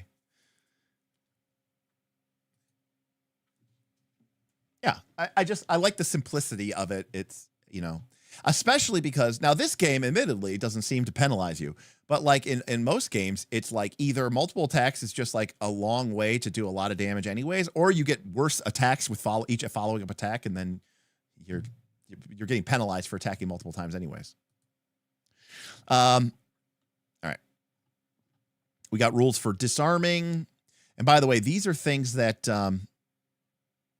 you can spend your bonus damage dice on. So if you disarm somebody, you can spend your bonus damage dice to give them a bane on their roll to not be disarmed.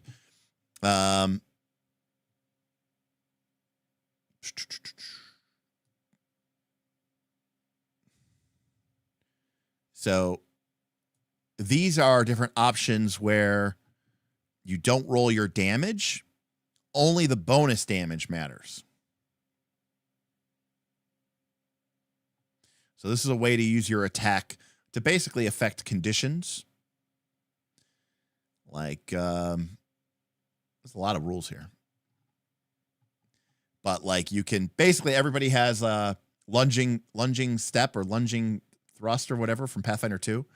But when you do this, your weapon doesn't deal its damage. So the only damage you do comes from your bonus damage. So pretty cool.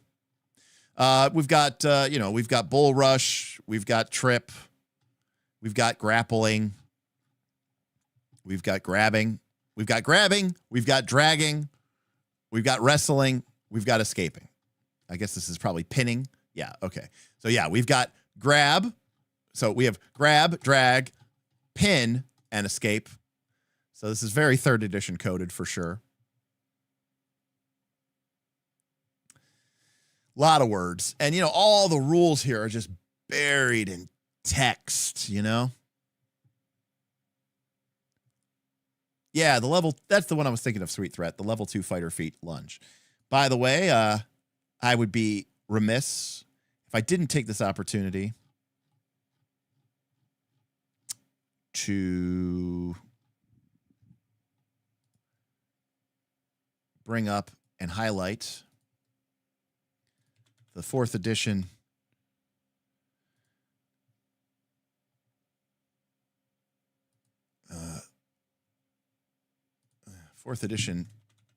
grab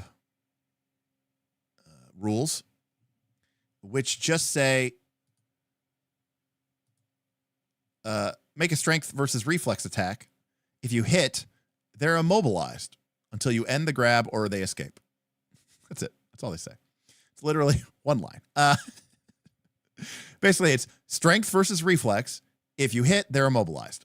Full stop. That's all it is. Yes, it sounds awfully gamey, bro. It is very gamey. You're right. This is way better. If you have a hand free, you may try to grab a creature. Choose one of the creature whose size is no more than 1 higher than yours. Make a strength or agility roll against the target's agility. You succeed automatically against a held creature. On a success, they become held by the end of the turn. This offends early if you release the target, which you can do freely by letting go. This also ends if you move away without dragging. See drag. Or if you become confused or controlled or stunned or unconscious. If you have a target grab, you can use an action to extend the duration of the grab to the end of the next turn. Drag. You can attempt to pull the creature you have dragged. Make a strength roll against the creature. Pin. Pass. That is true, Carlos. Immobilize is one of the standard conditions in 4th edition. But to be 100% fair, if I feel like immobilize does benefit pretty heavily from resonance, and for example, I'm going to knock Daggerheart here. You know what Daggerheart calls having the inability to move? Restrained. Now, to be fair, restrained is a reasonable term to represent somebody not being able to move. But you know what's an even better word? Immobilized or can't move. So,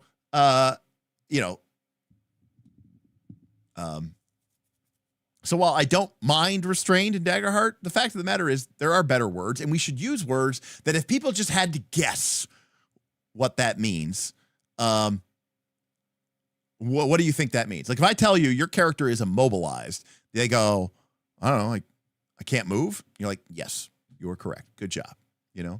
So Magic the Gathering calls this concept resonance, which means using the fact that words have meanings and people assume that they mean something, Jake says, and I completely agree with you, my least favorite right now is Draw Steel, which has immunity, which doesn't make you immune. It makes you resistant, which is horrible.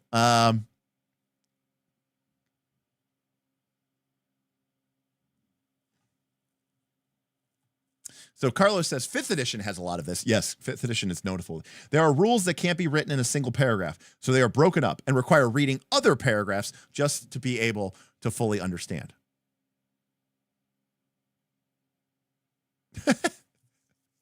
Travis says, I read an interview with Schwab where he said he designed Shadow of the Demon Lord as he did as a game because he wanted to run this game when he was drunk. If he can do all this while he's drunk, kudos to him. I think he can, because what I think Schwab does is he just runs Shadow of the Demon Lord using this table from the One Ring. And he basically just says, yeah, sounds good, man. 2 Banes.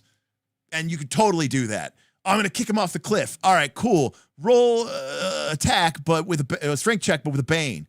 Oh, yeah, you're totally kicking his ass. He's completely flustered. Gain a boon. Like you could just once you know that language of the game mechanics, you don't really need any of these rules, right? Somebody asks to do something. It sounds like a complete and total clusterfuck. You go, yeah, that costs you 2 bonus dice of damage. And you go, yeah, okay, cool. Like, you don't need to know the rules. Maybe one GM calls it, the same scenario comes up, and they say, yeah, that costs 2 bonus dice of damage. One other says it includes 3 bonus dice of damage, you know? Is it really the end of the world if you do it differently? And one of the things I absolutely love, which a lot of people, by the way, said that they hate, is in Blades in the Dark, Harper gives examples of play and then immediately says, maybe you would run it differently. Maybe you would have run it. Maybe you would have said that was a controlled limited position. I said it was risky. Maybe you thought it was controlled. Who's right? Who can tell? Anybody could tell. It could be up to you. People hate that language because he's basically saying, look, I'm giving you tools for you to assess how fucked or not fucked this position is. Did I say Joan? Did I say Jones Harper? Jones Harper. John Harper. Sorry. And it frustrates people because they're like, no, you need to tell me exactly what this position is, you know? Well, no, that's just it, Beowulf. They're not rules, right? They're guidelines. In fact, Harper says they're guidelines, you know? And I think that matters if your game isn't being run as a sport, if your game isn't being run like a sports competition, if your game is being run like a sports competition, if your people bitch endlessly about the umpires having a lot of guidelines in baseball, right? Because people say they make bad calls. People want discrete rules. You either broke the rule or you didn't break the rule. And that matters because this is a game. This is a sport. It is a competition, right? And you know, Keith says, my players wouldn't like that style of gameplay because they're sporty. And there's this mismatch sometimes where people end up using game rules, which are very, in my opinion, competition spike coded, very sporty coded, where it's like, hey, this is designed to facilitate basically a competition, a fair competition.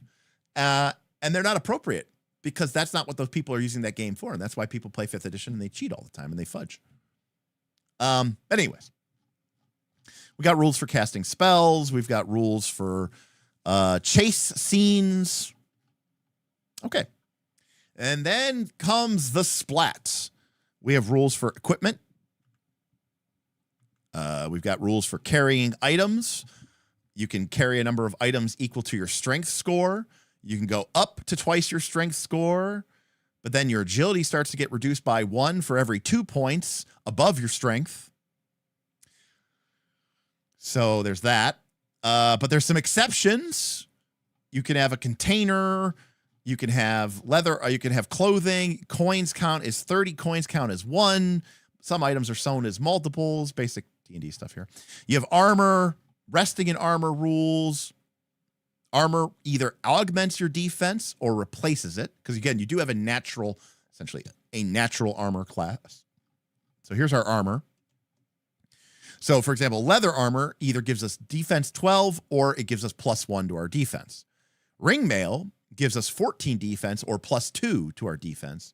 Whereas plate and mail just straight up gives us 16. Plate and full plate gives us straight up 18. Remember, defenses in this game get to a maximum, according to the stat, of 25.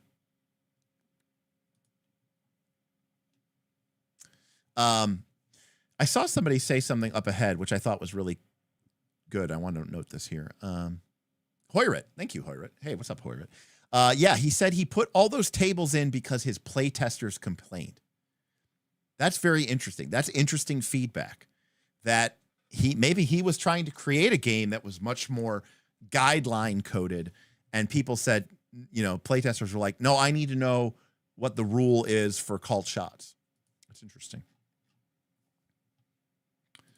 Then we have weapons. We've got daggers, hatchets, battle axes, rapiers, pole arms, quarterstaffs, crossbows, pistols, swings, bows, and arrows. Basically normal stuff here. Clothing, gear, you know, we got dungeon delving clothing equipment here. It looks like this is very much an a la carte 5th edition style game. No virtual quantum inventory. Hey, I've got 20 feet of chain in my backpack. Hey, I've got a crowbar. Hey, I've got a lime. Put the lime in the coconut.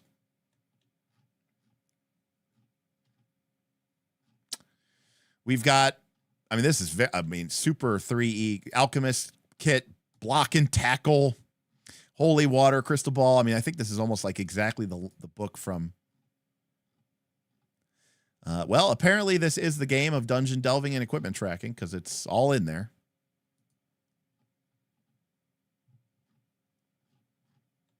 We've got animals, including bit and bridle, separate from a harness, separate from a saddle, separate from a saddle bag, separate from a saddle bag, separate from a saddle blanket.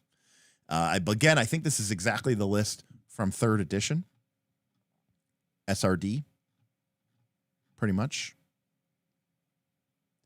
Like, this is a classic example of a simulationist thing. So, you have saddle blanket. It costs a copper. Saddle blanket says, such blankets are worn by a steed to cushion the saddle. And if you've ever seen a horse, there's usually a blanket and then the saddle sits on top of it. What does it do? Nothing. What do you mean it does nothing? It does nothing. Does it have a mechanic in the game? No. So do I need one? Maybe. What do you mean maybe? Anyways, you are just supposed to know what that means. Yes. Here are the stats for our dog, our horse, our pack animal. What up, mules? Vehicle rules. We've got carriages, carts, and large sailing vessels boasting 3 to 4 masts with square riggings carrying 500 tons of cargo. Things escalate very quickly.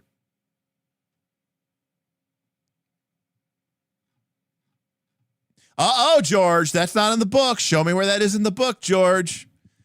And if that is the case, it costs a copper, so why wouldn't I just buy it? You know, it's one of those things where it's just like, I don't know why that stuff is in. Is that why we're playing the game? Maybe it is. I don't know. Hireling rules. Magic items. We've got consumables. These are very cheap. 5 silver pieces for an elixir of healing. At the end of the round, you heal 1d6 damage. Okay.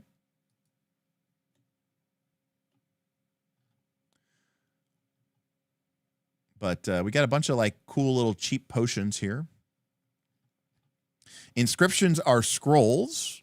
Got those. Trinkets are little amulets and stuff that you can use to get bonuses or eliminate boons or banes. So we got some magical items. And then the rest of the list, the rest of the book is just endless splat. Not splat in a bad way. It's just all the different spells. Again, each of these traditions, aeromancy, chaos, chronomancy, protection, order, necromancy, shadowmancy, each of these has a list of talents, which are kind of like cantrips, but they're actually a little bit, they're way cooler than cantrips. Because like, for example, if you take Soaring Leap as an aeromancy talent, you can use this talent when you move at least 1 yard. You gain the flying trait until the end of your turn. And if you're still flying at the end of the turn, you gently descend until you reach a surface on which you can stand. Once you use this talent, you lose access to it. Luck ends, which means at the end of every one of your turns, you have to roll a d20. And if you roll a 10 or higher, you get back Soaring Leap. So that's like way cooler than a cantrip to me. But you also get Jolt, which is kind of very cantrip coded. Windhammer, words. So these are all talents. And then you have the spells, which are divided into novice, expert, and master. And remember, each each spell, you track how many castings of it you have per day. So if you take Sword of Air, you get 3 castings of Sword of Air per day. If you take Sword of Air again, which you can do, you would then have 6 castings of Sword of Air. This creates a 1-hour sword-like weapon. Elemental air flows into the sword so that it moans whenever you swing it. You have to have a sword. You imbue it with air. Whenever you attack with the weapon, you can choose the target from among those within 5 yards of you. The sword leaps from your hand, strikes in return. You can use any attribute for the attack roll and roll with 1 boon. The sword's damage increases by 2d6. Finally, while you hold the sword, you increase your speed by 3, and you have the Strider movement trait.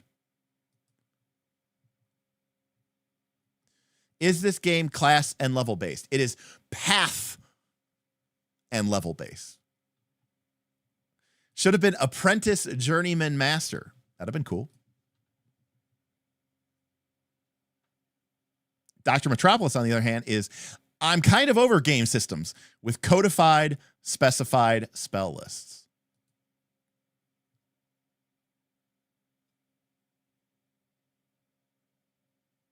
What is a yard? That is a freedom unit that is used for cool sports like football. What is it? We'll use yards in cool sports like football. What about meters? We'll use meters, but only in unpopular sports like track and swimming. A path is just another word for a class Beowulf.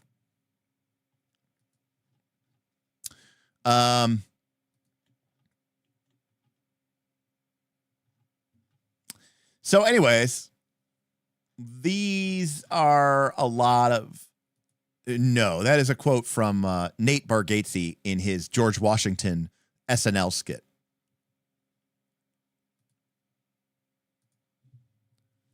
This book is 300 pages long. The rules, which we just finished going through, take up 74 pages. And that includes the prologue where they kind of talk about, like, what is a game and role-playing and dice. The remaining 230 pages are magic spells. Lots of magic spells. Oh, we're only into C, cryomancy. And then all of the expert classes. Now, remember, when you get to level 3, all right, we'll go way back to the beginning of the game.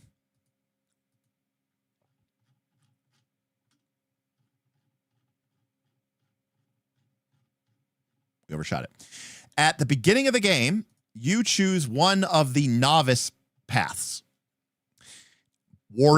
Fighter, mage, priest, or rogue. You will get abilities at level 1 and level 2 from your initial novice path. But at level 3, you choose an expert path and you gain the benefits of those. So at level 3, you pick any one of these classes. And by the way, just because you were a fighter doesn't mean you have to pick from the path of battle. You could start off as a fighter at level 1 and 2, and then at level 3, take the paladin expert path, or the cleric, or the friar, or the chaplain. And I love that we're in a world where cleric, friar, priest, chaplain are all different things. Where a veteran is not a myrmidon, which is not a swashbuckler, which is not a martial artist, which is not a gladiator, which is not a commander, which is not a berserker. Well, George, in this game, a ranger could be a mage. Right? We could have started the game off and been a mage, and then at level 3, okay, you guys are level 3, you have to choose an expert path. And I go, I am choosing ranger. So I am a mage ranger. I'm a manger. It's a new class. I'm a manger. I patrol the borderlands. What do I get? I get to increase 2 attributes by 1 each. Cool. I buff my intellect and my agility. I pick up 12 points of health. Sick. I get a little bit of bonus damage. I get the language of ranger signs. I also get the following 3 abilities. First strike. If you take the initiative during the first round of combat, you add 10 to the result of any roll to attack you make during your turn. And your attacks during that turn deal an extra d6 damage. When you end your turn, you gain 1 reaction, which you keep until you use it or the combat ends. That's actually pretty sweet. Then I get expert tracker, and then I get wilderness lore. Wait a second. Is this the best ranger we've ever seen?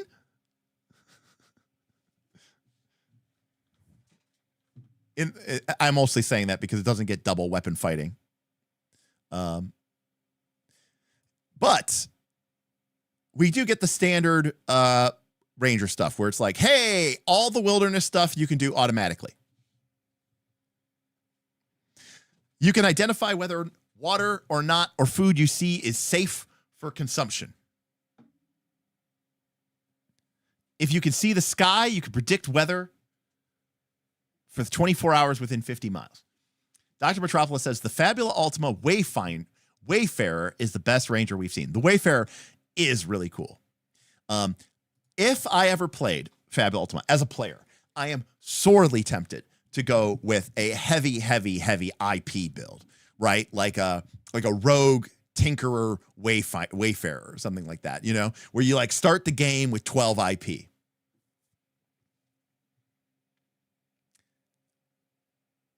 Somebody has been to Cracker Barrel recently. Mages can stop time and warp reality. Rangers can predict weather, and they can tell whether or not the food or the water is safe. Okay, but that is level 3 ranger. What happens at level 4 ranger? Well, we can use a reaction when a creature within 5 yards makes a roll to help that creature. Normally, you can only do it when they're next to you, but now we can use it within 5 yards. At level 6, we are duty bound. If we fail to a roll to attack, we make our next roll to attack before the end of our turn with 1 boon and deal extra damage. What about level 9? Heroic Resurgence. When you take damage, you can use this talent to heal all damage, and then, for 1 minute, make all attributes and rolls with 1 boon. What up, Thaddeus? Thank you. Thaddeus tipped $20 for the Deep Dive series. Crazy game. Time for some more Tor 2 goodness and perhaps some stream on Moria and dungeons. Yeah, Thaddeus, we could maybe get into it. I don't know if you were here, Thaddeus, but what I was talking about is I have not cracked open my book of Moria. I'll be honest with you, but I learned that I know that there is a Strider mode in like a solo player mode in Lord of the Rings, but I heard that there's a variant of the Strider mode in Moria where you play like as a group of dwarves. You play like a group of dwarves. Trying to reconquer Moria, but you do it as like a solo game. It's almost kind of like, it sounds a little bit 5 Leagues on the Borderlands. If anybody knows that game, it's like a solo warplaying. It's like a solo war game. Anyways, that might be something that would be really fun for me to play, like with chat. So, if Bob doesn't want to play the One Ring, maybe I will do like a Derek retakes Moria campaign or something like that. What does the Strider trait do? We saw it earlier in the movement rules. Let's go to the index.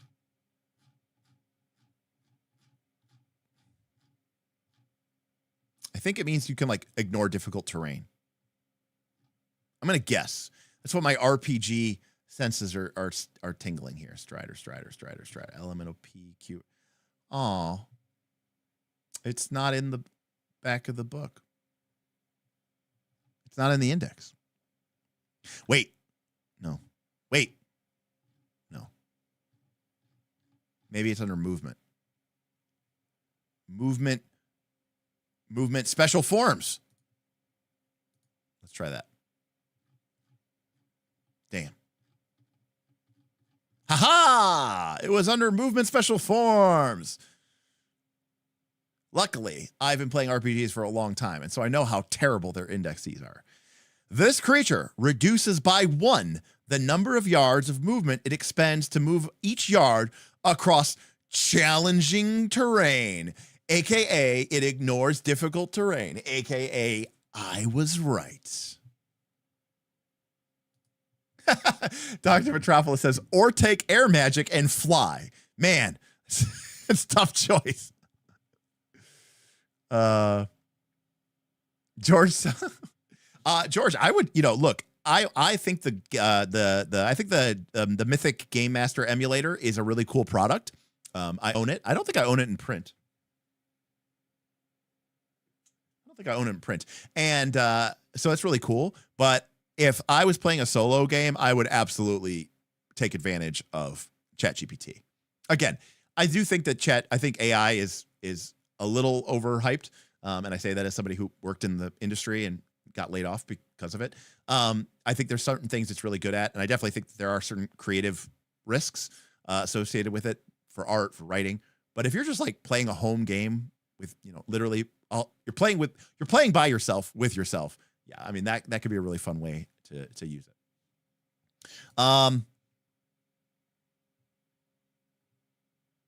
Imagine having to look this up mid-game.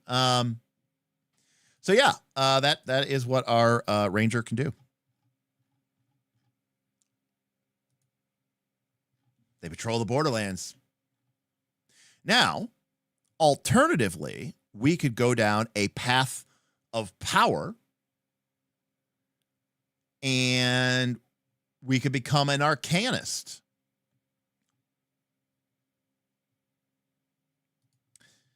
So at level 3, we can create a ritual to gain magical protections. When we finish, an invisible field springs into existence around your body and remains until you become unconscious.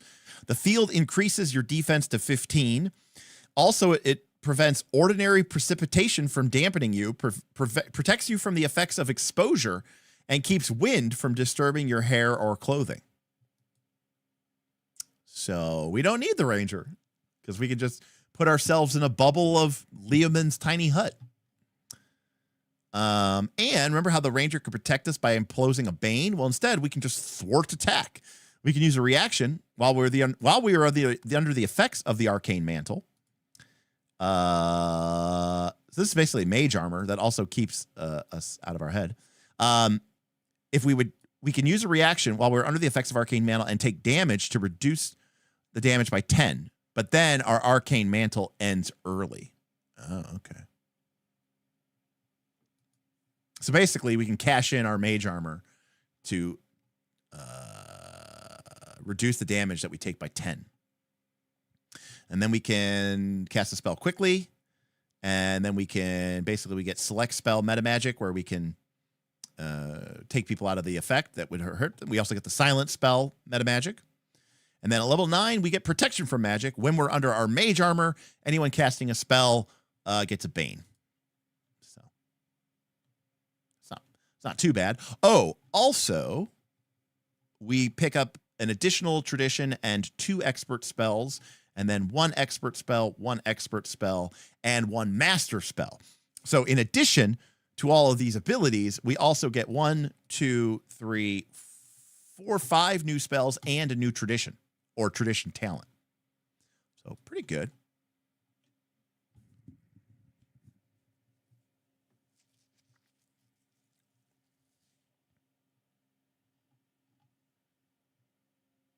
You feel like the 9th level is too niche? Why is that too niche? Read the weather and find stagnant water, or free magical babble bubbles of force. Is that Jack Black? Oh, that's totally Jack Black. It was the best RPG in the world. Look into my eyes and it's easy to see. D20 and D6, 1 and 1 make 3. It was destiny.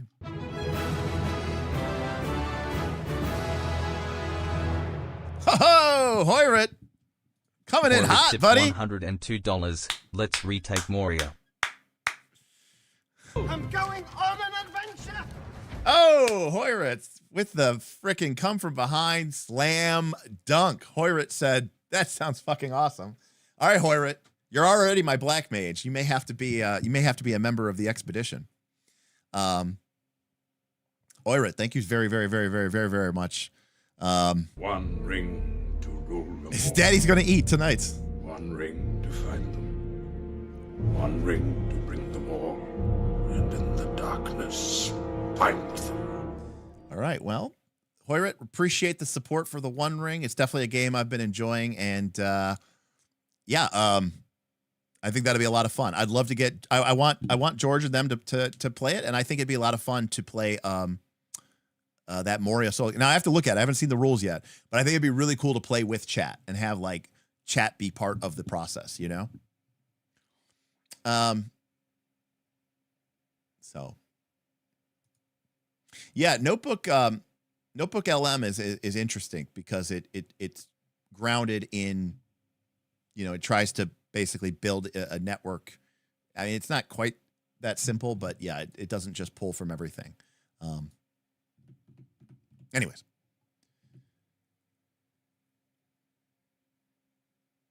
I mean, it's against casters, but anyways, so we've got all of these different paths, right? We got Druid, we got Psychic, we got Elementalist, we got Wizard. Oh yeah, Don Pokey. I mean, I mean, if I can't look, side tangent. Chat is a kind of lore master. I agree. Side tangent.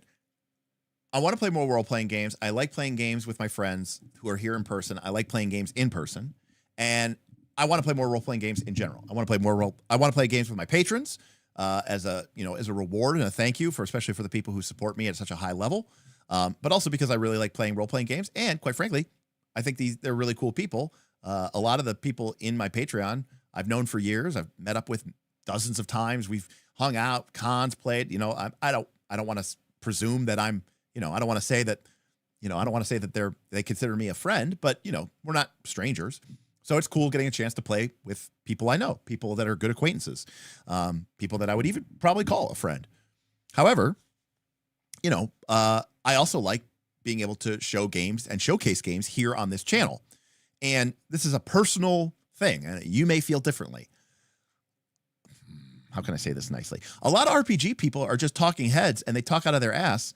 And they don't actually, I don't know if they practice what they preach. I don't know if they can run a good game. They never show themselves running games. And I really respect when content creators go ahead and, you know, show themselves running games. And it's unfortunate that even huge channels that then go and play a game, run a game, typically those videos do really terribly. And to be clear, when we run a game, it does really terribly. But all of our videos do really terribly. So it's kind of what's going on with my hair here? It's kind of a win-win because I'm not going to really get a lot of views anyways. However, if it's a cool experience and we can learn from it, then that is very valuable to me, right? And when I run an actual play, it is not to wow you all with incredible thespian improv. It is to, one, hopefully get you to laugh at a bunch of idiots who are wearing, you know, costumes because chat tipped them to do so. And we're making, you know, stupid, dumb jokes and fucking around as people do at game tables. And two, teach you the game, you know, teach you the game and hopefully show you how the game is played, to talk about the rules. I like to be very transparent with the rules when I'm running an actual play. And we've gotten comments before in the past where people say, you need to talk less about, you know, the rules or whatever like that. Obviously, I think I just need a haircut or like I've been wearing this headset and it just, you know, poofs up my hair. Well, regardless, Hoyrit, thank you so much. That was super generous. And I'm extremely, extremely, extremely thankful for that. And yeah. I'm looking forward to it. Hopefully, like I said, we can get some people playing One Ring. Moria, I think running Moria solo with the group would be awesome. Hey, Agile Monk. I didn't see you come in there. Yes, I need a haircut. I do need a haircut. Gonna definitely need to get one before PAX Unplugged, which is in 3 weeks. So coming up quick. Yeah, I mean, to be clear, I like the aesthetic of this game a lot more than Shadow of the Demon Lord. And by the way, ignore all the fiddly rules. If we just played this as a game where you get all these cool path options, you start with a basic novice class, you upgrade into an expert class, you still get eventually another thing from your novice class, and then you get your your master class. The game is built around D20 plus modifier plus boons or banes. That's it. There's no other modifiers. It's D20 plus your modifier. So it's D20 plus 3 every roll for your strength. And then sometimes you're going to add D6. Sometimes you're going to subtract D6. You roll that pile. You take the highest die. You apply that. That's it. The whole DC system scales from 0 to 20. That's it. If you ignore all the rest of that stuff and just as a GM or as a player, just go, yeah, that sounds good. Yeah, oh, that's awesome. Yeah. You leap off of the boulder, and as you're bringing your sword down, dude, totally. Add 2 bonus dice of damage to your pool and roll with a boon. Sweet, awesome, cool. Hey, can I spend 2 of those bonus points of damage to try to knock him to the ground as I slash into him? Yeah, totally. That sounds great. Cool. I'll take those bonus dice out, roll my attack roll. Cool. You hit him, you do some extra damage, you knock him to the ground. You could just use those resources. Boon, Bane, and bonus damage dice as a pool to do almost everything if you're comfortable as a game master. So I would kind of ignore everything else. Sorry. I would. That's the brilliance of this design, is you've created an incredibly robust framework. This is just position and effect in Blades in the Dark. With position and effect, I can create almost any situation that I want. And that's what's really, really cool about this system. We got a couple things Level coming 2 in. Janitor Level 2 Janitor. $3. Enjoyed the stream and have been thoroughly unsold on the system. Oh, Level 2 Janitor has unsold on the system. Well, first looks don't always, hit everybody. But thank you for the tip, Level 2 Janitor. First looks are useful for 3 reasons. One, sometimes people see it and they go, I bought the game already, and it's going to be my next game. Sometimes first looks are people go, there's a lot of cool elements here. I'm looking forward to stealing it. And then third is people go, this is so not for me.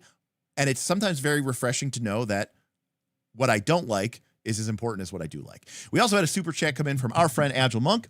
Shadow of the Weird Wizard is twice, if not greater, an improvement over Shadow of the Demon Lord, in my humble opinion. I like a lot of what I see here. Obviously, I like the style and the tone of the game better. I like what they did better with the magic instead of the magic PowerPoint system. This is a much more clear-cut system. I like that you buy your spells, you get slots for it. You can buy the spell again, you get more slots for it. Very clear-cut. I like the reaction system. I like that you can seize the initiative, cashing in your reaction to go earlier, but you can't seize your initiative if you're heavy. I like that everybody gets a reaction. There's some good generic purposes, things like defend your ally, dodge, withstand to basically mess with range attacks and melee attacks. Very clear cut. Randomly throwing in the catch reaction. Okay, maybe I don't need that one. But overall, I think it is a significant improvement. And as I said before, I would ignore almost all of the rules. I would basically just use Banes and Boons using this table from the One Ring RPG as my sort of Rosetta Stone. Okay. And basically say, are you in a good position? Cool, you get Banes. Are you in a good position? Cool, you get Boons. Are you in a bad position? Then you get Banes. And then when it comes to doing cool stuff in melee, I would let you cash in bonus dice to do that. Now, let me take a look here. If I go to the Berserker, do I get more bonus dice? I do. Right. So I get a bonus damage dice every level as a Berserker. So I get D6, I get D6, I get D6, I get D6. So that's pretty cool. That's pretty cool. DR Metropolis. DR Metropolis tipped $3. First look is great. To your point, I bought Mythic Bastionland and Legend in the Mist thanks to this channel. Legend in the Mist seems perfect for me. I don't have a community or group, so this is my main source of games to look into. Well, both games I love. Mythic Bastionland is easily in my top of mind game I want to play. There's so many things about Mythic Bastion Land that I love. I love that you don't roll to hit. I love the fact that they call it guard. It feels right. I love that it's 3 stats. I love that it's simple. I love that each knight is cool and mythological and weird. I love that it's Arthurian, but also kind of weird fantasy. I love the hex generation system. I love the myth generation system. I love the site generation system, the domain rules, the different scales that you can play the game at. It's got so many cool little features, and it's so tight. You remember what Evan said when he was describing Nimble, and he said, my game isn't rules light, it's rules tight. That's kind of how I feel about Mythic Bastion Land.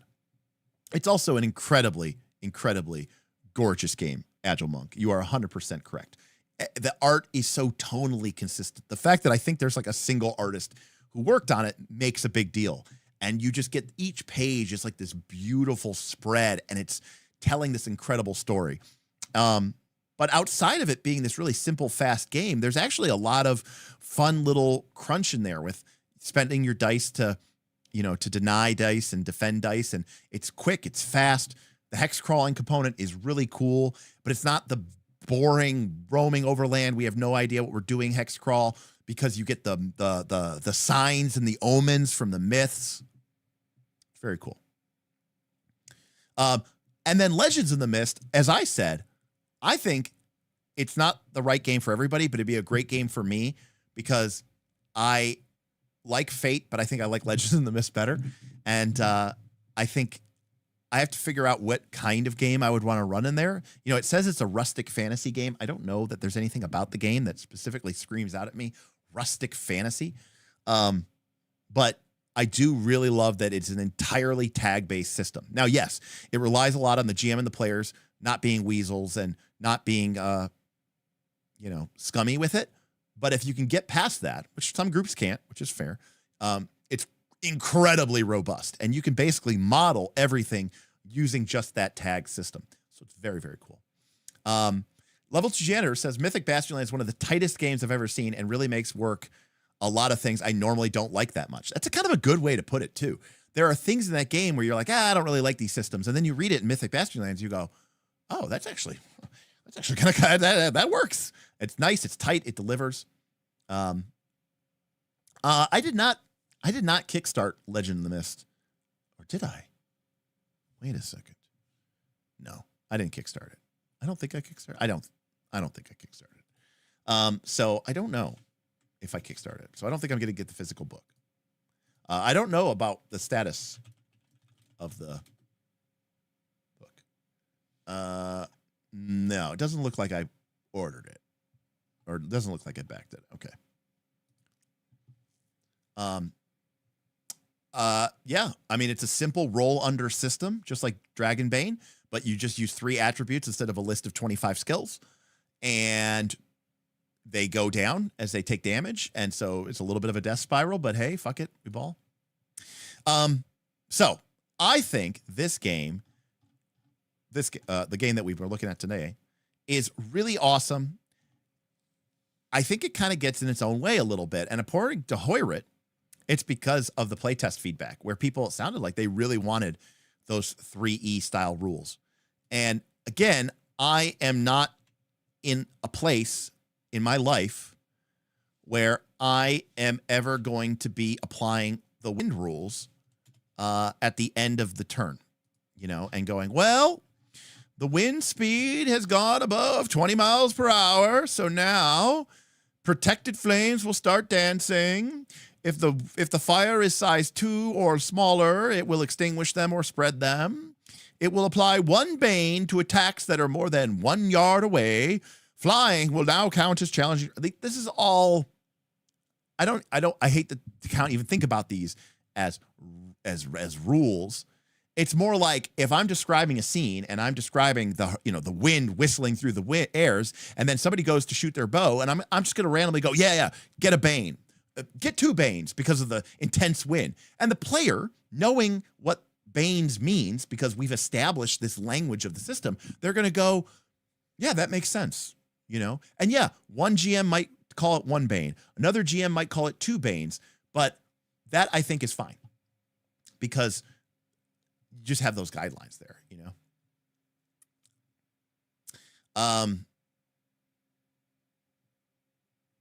So Glenn says, Legends of the Mist seems like a good idea, but there's something for some reason that doesn't quite hit. Maybe it's an uncanny valley for me. Like it should work for me, but it misses just enough. That's possible. It's rules crunchy in a really rules light way, which is a little weird, especially because there's a lot of optional rules that we kind of glossed over in the first look, I admit, there where it gets really kind of nitty gritty with this tag system. And I'm kind of like, what are we doing here? So level 2's thought is, I think all the rules in here that the designer added to placate simulations instead of the designer to actually use ruin the system for me. I don't think they ruined the system for me. I still think it's really cool. And also, like I said before, there's a lot of mechanics in here that I basically stole back when it was Shadow of the Demon Lord. And I stole them and used them in my 5th edition DTX campaign, particularly the Boons and Banes rule. I thought that rule was excellent. I really liked the less than 0, greater than 20 for crit and crit failure and crit success. Yeah, so I thought that was really good. Right, see, in Legends of the Mist, you would just make strong wind and you would make it a negative story or attack. No, I don't hate this. I would play this. Now, let me be very realistic here. If I played this game, if my players played this game, or if I played this game, it is for one reason and one reason only. So that we can quickly, in 10 sessions, level up very quickly and get to kind of browse. I don't know how to describe it. To get to see all the cool paths, right? Like, oh, cool. I'm gonna be a rogue who goes, I'm gonna be a rogue who goes Templar, and then I'm gonna go rogue Templar Fate Weaver. I'm gonna go fighter assassin Justicar, or I'm gonna go fighter assassin catastrophist, or I'm gonna go mage swashbuckler gunslinger. So you're I'm just picking random ones from the table here, but like it's kind of a build game to a certain extent. You get all these different little mix and matches, and the game itself, apparently in the secrets, which is a whole separate book, the path system is what you're really kind of doing this for.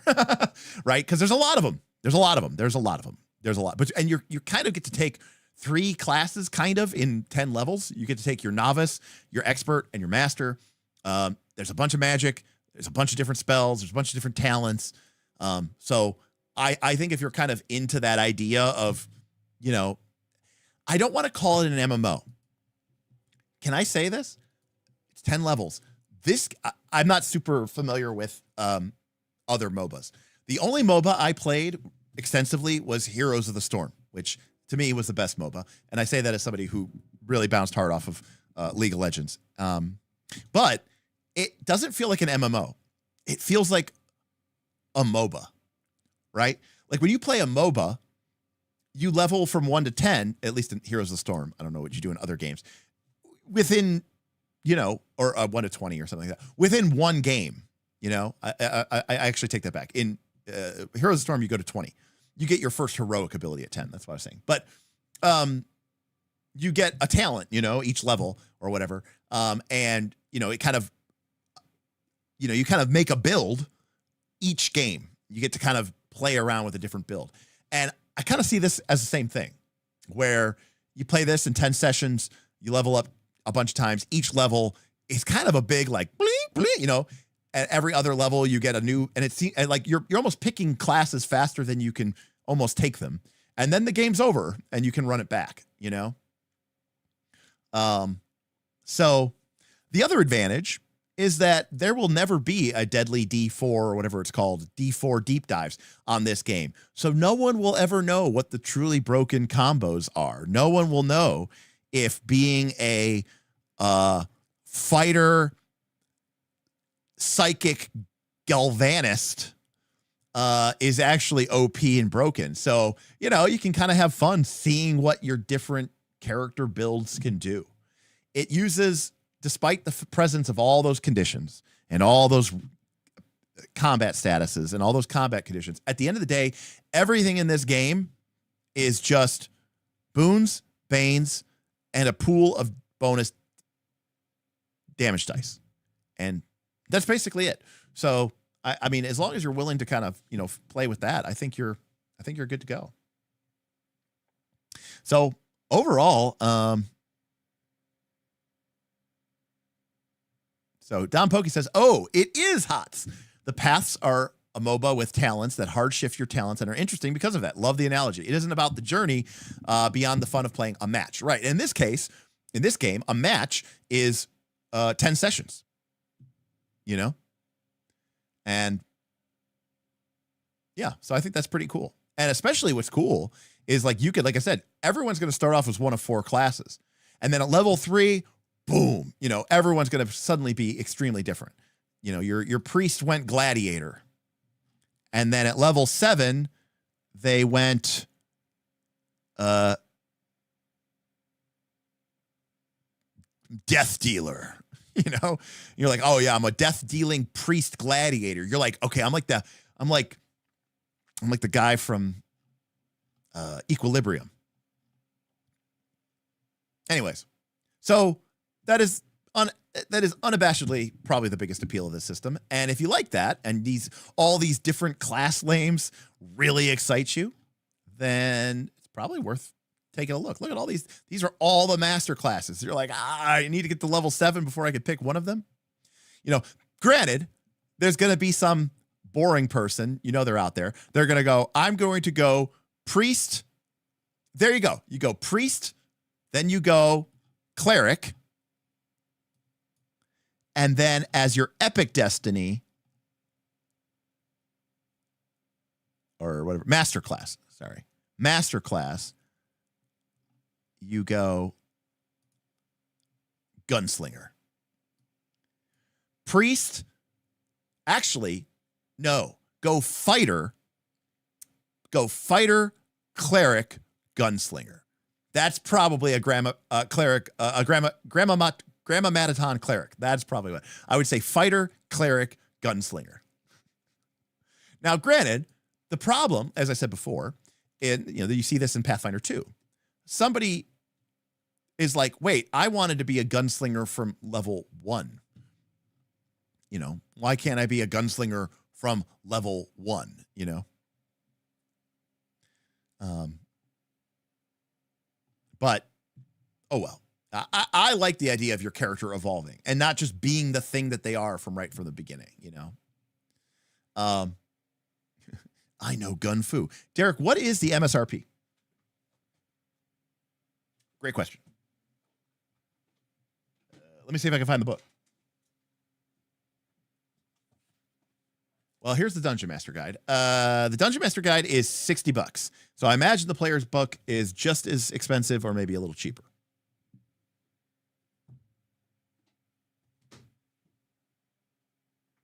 Oh, I actually don't know where I put that.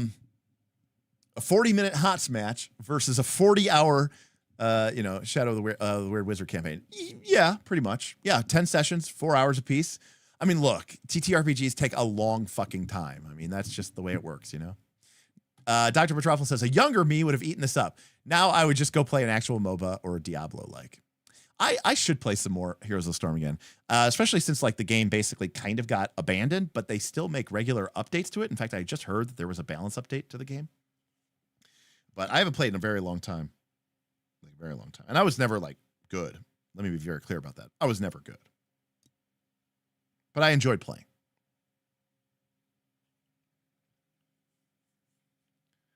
Whereas I hated playing League and Dota. So yeah, now there's a GM guide, but to be clear, that's it. We kind of actually covered the whole book. We literally went through all of the character creation, the game rules, I mean, we kind of skim the equipment, but you know, I mean, it's equipment. You know, like what are we really expecting these days? Like from a weapon list, you know, it's just, you know, oh, the battle axe does 2d6 damage. Yeah, but I have a flail. How much damage does that do? 2d6. But what about the rapier? It does 2d6. What about the warhammer? It does 2d6. You know, the only difference is their traits, which obviously there's a list for traits. You know. Interestingly, I wonder, could I just have a gun at the beginning of the game? Yes, I can. Look at that. Boom, right off the bat. Pistol. So there you go. You could be a gunslinger from level 1. Everyone hates playing League and Dota. That's its primary driver. Fair enough. Fair enough. The Ancestries as alternate novice path is fun too. Right. You can become more powerful as a dwarf because that's your novice path. That's actually kind of neat too.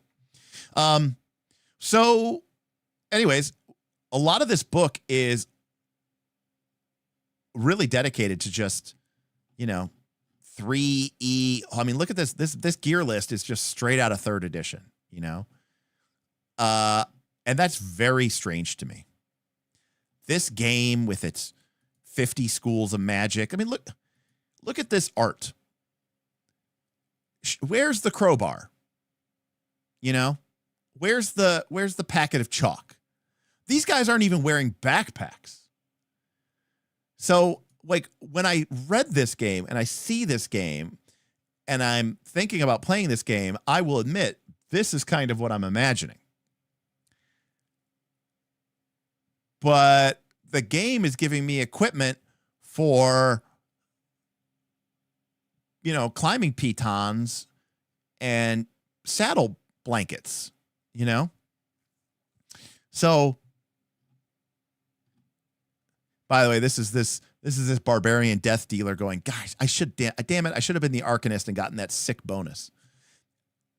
Well, he does have the 20 feet of chain. I am assuming that this is some kind of weapon at this point, though, because it looks like he's whipping it around. But maybe he just wears it for cool effect at this point. No bug. This is a cool piece of art, though. So, saddle. You can almost taste the saddle blanket from that art piece, says Sweet Threat. That's good. That's really funny. Whoopsie. So, I'm kind of imagining this game. It feels like that now, but so here's the weird thing, though. Like, the game is set up, and I don't know how much the GM guide goes into this, but, like, you know, the game is sort of set up as like an old school, like, oh, you will go into the borderlands where once, you know, you will leave behind the old country and journey into the borderlands where the weird wizard once held sway and is no longer present. And, you know, you'll have these great adventures of hex crawling and, you know, walking through the muck. And I'm like, but like my 3rd level wizard can basically fly every like other round or so. So it just feels like it's really kind of, there might be a tonal disconnect here. I will say that I do agree with Keith. I do love the map. I think it's, number one, I think it's beautifully illustrated. Number 2, I love the location names. You know, look, I love Tolkien as much as it. Well, no. So Tolkien, there's like weird elven names for shit, but most of the stuff in Tolkien is just, you know, misty mountains, blue mountains, mountains of ash, Mirkwood. You know, it's lonely mountain. You know, it's very basic. So, you know, there's definitely it's definitely a cool map for sure.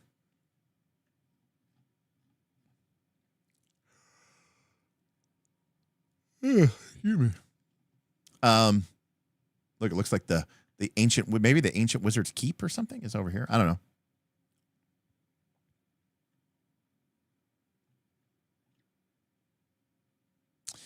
We did not see any in the main game, which is to say, that's not to say that there aren't any, but it is to say that if there are travel mechanics, they aren't really represented by the mechanics of the game. In fact, when we looked at movement,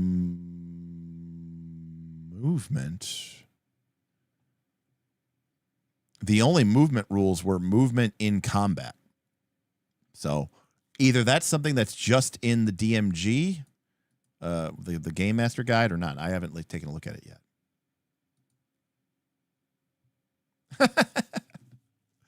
Listen, Glenn, people don't make any sense. I don't know what to tell you. They're like, here's the funny thing. Once upon a time, okay, when people actually ran dungeons, and dungeons were like the way that you played the game, because, you know, it was called Dungeons and fucking Dragons, and pit traps were a big deal. I could get why people would have an upset about flying ancestries, but nowadays nobody goes into dungeons and nobody uses pit traps, so why do they care? There were no overland travel rules in the core book. If there were, I missed them. I mean, we kind of went through. JC telling us that they are in the GM book. Yeah, the only in the entire book, there is only the word overland one time, and of course, it is in the description of the Ranger. There you go. But we do have saddle blankets and wind speed.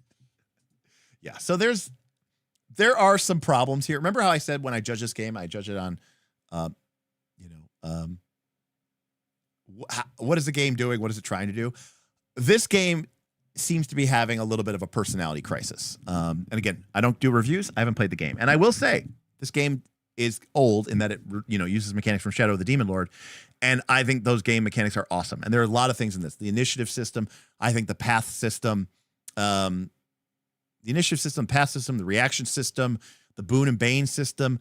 I really kind of like this idea of having this pool of bonus damage dice that you get as sort of a martial character. It's kind of like your version of a spell slot, kind of, but you get that in resource every round. How am I going to spend my bonus damage dice this turn? Am I going to, disarm people, make multiple attacks, do one really big fucking attack? That's kind of cool. It's a cool way for the, martial characters, to get into the game a little bit and have a little bit more gaminess to it. So I actually like the D6 damage pool. I like the banes. I like the boons. I like the initiative system, the reaction system, and the path system. So, I mean, that is really the meat of the game's mechanic. So the stuff I don't like is like, bit and bridle and saddlebags and chalk and stuff like that, because it just doesn't feel like that's needed or wanted in the game. That doesn't even give me travel rules. And again, maybe they're in the GM guide, but it's a little strange to say the least. So yeah, I mean, as a first look goes, there's a lot of cool changes, a lot of cool updates. I like what they did with the magic system, big time, but compared to Shadow of the Demon Lord. So that was one change I noticed for sure. But yeah, to be clear, it's not like third edition told you what saddle blankets did either, so it doesn't even matter. So, and again, maybe this is a game that you never play, but maybe you take some cool inspiration from it, and I could see this being a good source of that. So yeah. Overall, I think I like it. But it's written in that third edition style where a lot of the rules are kind of, jammed into paragraphs, that fifth edition style. So, I think the readability on the rules does suffer a little bit, but all in all, I mean, I think this was, again, I'm a fan of Rob Schwalb. This game feels like kind of a 3E, 5E, 4E mix-up, mashup, but with some really legitimately cool ideas and game ideas. I do feel like there's some weird simulationist cruft that kind of sticks over that feels to me out of tone, but that's just me, that could be.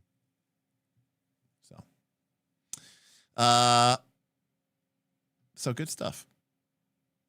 Maybe Dr. Metropolis, if his playtesters, were like, oh, where's this? And people were saying like, oh, in the original version of the game, you could split your damage pools up into different attacks and sort of send them out. That actually sounds kind of cool. I would have probably liked that system a little bit better. I I would have preferred this game to be a little bit more gamist, a little less. I'm fine with it being not narrative. As far as I can tell, this game doesn't have any sort of narrative metacurrency. I'm fine with that. But I would have preferred if the game was a little bit more gamist, a lot less simulationist, especially when it comes to, chalk and crowbars and saddle blankets, and maybe leaned a little bit more into the heroic cinematic side of things, especially because that's what the game described it as, and tried to give, hey, here are these really cool, robust systems of boons and banes and damage pool, bonus damage dice pools. Let's use those, and let's teach you, the game master, how to use these handful of knobs and levers to really deal with any situation, but do it in a really cool, meaningful way that interacts elegantly with the other mechanical elements of this system. That's what I like about, well, a lot of game systems that do this well. And so, yeah. So it was like almost there. And I think that's definitely the way I would play it. I would never look up any of those conditions or rules. I would just use this understanding of what banes and boons do and what bonus damage dice do and make a ruling, but based on this very codified set of core underlying fundamental principles and core underlying fundamental mechanics.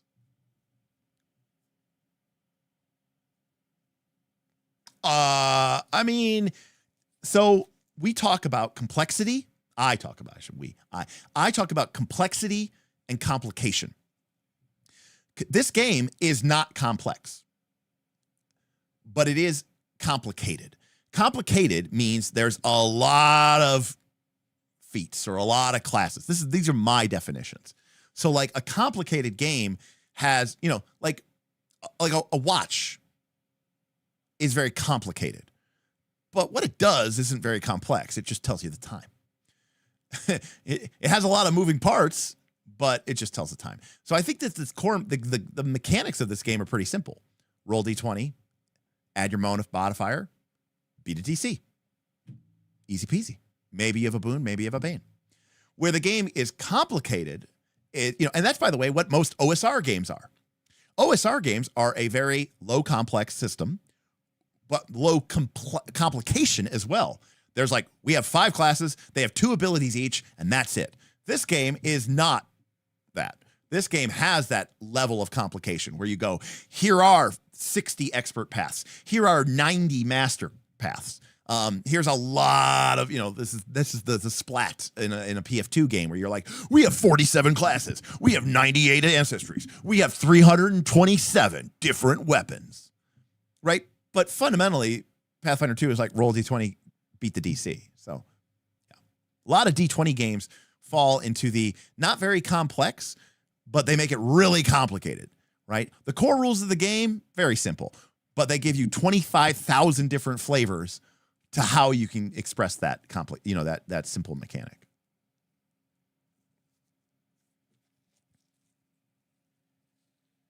Level 2 janitor. I'm also going to say this is not a knock on the OSR, but it is a knock on the OSR, which is, you're right. It turns out it's also a lot easier to develop, design, print, playtest a game where you're like, our game is as rich and rewarding as any of those 500-page tomes. Of course you'd say that, How convenient that your game takes up 5 pages of space. And, you yourself have a fairly rules-light game. So that's not necessarily a knock against the OSR, even if it sounds like it won. There's just a lot of people who, okay, this is I'm a Visigoth, okay? A lot of modern art, I think it's garbage. I'm sorry, but stapling a banana to the wall, that's not art. I mean, maybe it's art, but it's nothing that I'm impressed by. Somebody hanging a blank canvas and being like, it's about the absence of art, it's whatever you want it to be. That's what's so amazing. It's a blank canvas. It could be anything. Well, that's how I hear people talking about OSR, as if somehow not creating a system and not giving the player rules is somehow like some amazing work of design. And I'm like, it might be fun to play, but it's not an amazing work of design. You literally created a blank canvas and then said, go paint your own art. That's cool, But, you know, it turns out turns out it's a lot easier to make a blank canvas than it is to make an actual, you know, piece of lovingly created art. That's my thought process on that. So sometimes OSR, new SR stuff feels a little modern arty to me. Up to and including some new SR type products, which in my opinion are literally more of an art project than they are an RPG product. Bork. So, right. You get an OSR game. The cool part of OSR is like, hey, you're a fighter. You don't have to worry. You can just pick up whatever cool weapon you find and use it. And the first thing they do is add in weapon specialization. And now you only want to use a longsword for all time. It is disappointing. But hey, you know, Morph Borg, Pirate Borg, they're all doing very well. So who am I to say anything? All right, everybody. Well, it's 1 a.m. We started a little late, but the stream still went 4 hours. So shout out to Clopster Roll for getting this onto the first look queue. Big shout out. A lot of cool people came out today and supported this channel, and that is what this is all about. Small tips, big tips, patrons, people who aren't patrons. This community exists because of you all, because of the conversations that we're all having here together, because we can get together and we can share, because we can talk about Shadow of the White Wizard, and I can go ahead and make the kind of money that Professor Dungeon Master makes when he makes a, you know, clickbait video. I love Professor Dungeon Master, by the way. I'm certainly going to be hanging out with him at PAX U, but he knows it. I mean, that's why he makes fun of that. You know, but he goes and makes a clickbait video. You know, he makes $150. I go and make a Shadow of the White Wizard video. Well, I can make $150, you know? So, hey, thank you, Horanzo. Remember to like and subscribe. You can check us out on Twitch as well. We'll be back Thursday. We're doing another first look. We're going to be looking at another D20 pseudo OSR old school, but is it third edition with a little bit of new features in Worlds Without Number from Kevin Crawford, Sine Nome. But before we go, I do want to shout out Dr. Metropolis, Level 2 Janitor, Agile Monk. Huge shout out to Hoyrit. Thank you for that massive tip. Thaddeus, Apex, TS Agent, Alfred Miller, both with huge super chats. Thank you so much. Dr. Stevel, big tip. Clopster Roll, who super chatted even though he tipped to get this stream. Ira and Clopster Roll again. I forget Clopster Roll gave me 2 super chats. Thank you so much to all the people who followed on Twitch. Again, if you have Amazon Prime, you can give me or anyone a free Prime sub once a month. It doesn't cost you any money. You're already paying for it with your Prime. You might as well use it. Use it or lose it. It doesn't auto-renew, so every month you have to go back to your favorite streamer and give it to them. If I have earned your sub, I would really appreciate it. Twitch.tv/NightsTheLastCall. That's also where you can see us do our video game streams. Bob's been playing Baldur's Gate 3 with his brother, and I have started a Final Fantasy 1 Pixel Remaster playthrough. So that's over on Twitch. Or you can catch the VODs on our secondary channel, which is Knights of Last Call Game Night, KNIGHT. And I'm going to get some information about that eventually, start adding to our doobly doos and our final closings if people want to follow that channel as well. That channel is not monetized. It will never be monetized. It's literally just VODs so that people who want to watch it and can't catch us live can do that. Hey, there you go. Nice, Glenn. Yep. You get one a month, and it only gives it's a couple of bucks to your favorite provider, but it costs you nothing. It only costs Jeff Bezos money. So I say do it. Even if you just literally do it to a random streamer, just do it just to eat the rich. So that's going to do it for me. I just want to say thank you so much to everybody. Thank you to my incredible Patreon community. If you want to be a part of this community, please check us out. Patreon.com/NightsTheLastCall. We do more than just talk about games. We play games. We love hanging out, but it's also become a real community for folks to share their lives with each other. It's a pretty surprisingly close-knit community. It's only available to our patrons and on their Discord. So it's we keep it pretty small and tight over there. So we really appreciate that. And we'll see you Thursday. Maybe we'll see you randomly if I decide to play Final Fantasy again. But either way, we'll catch you next time on Knights of Last Call. Thanks a lot, everybody. Bye.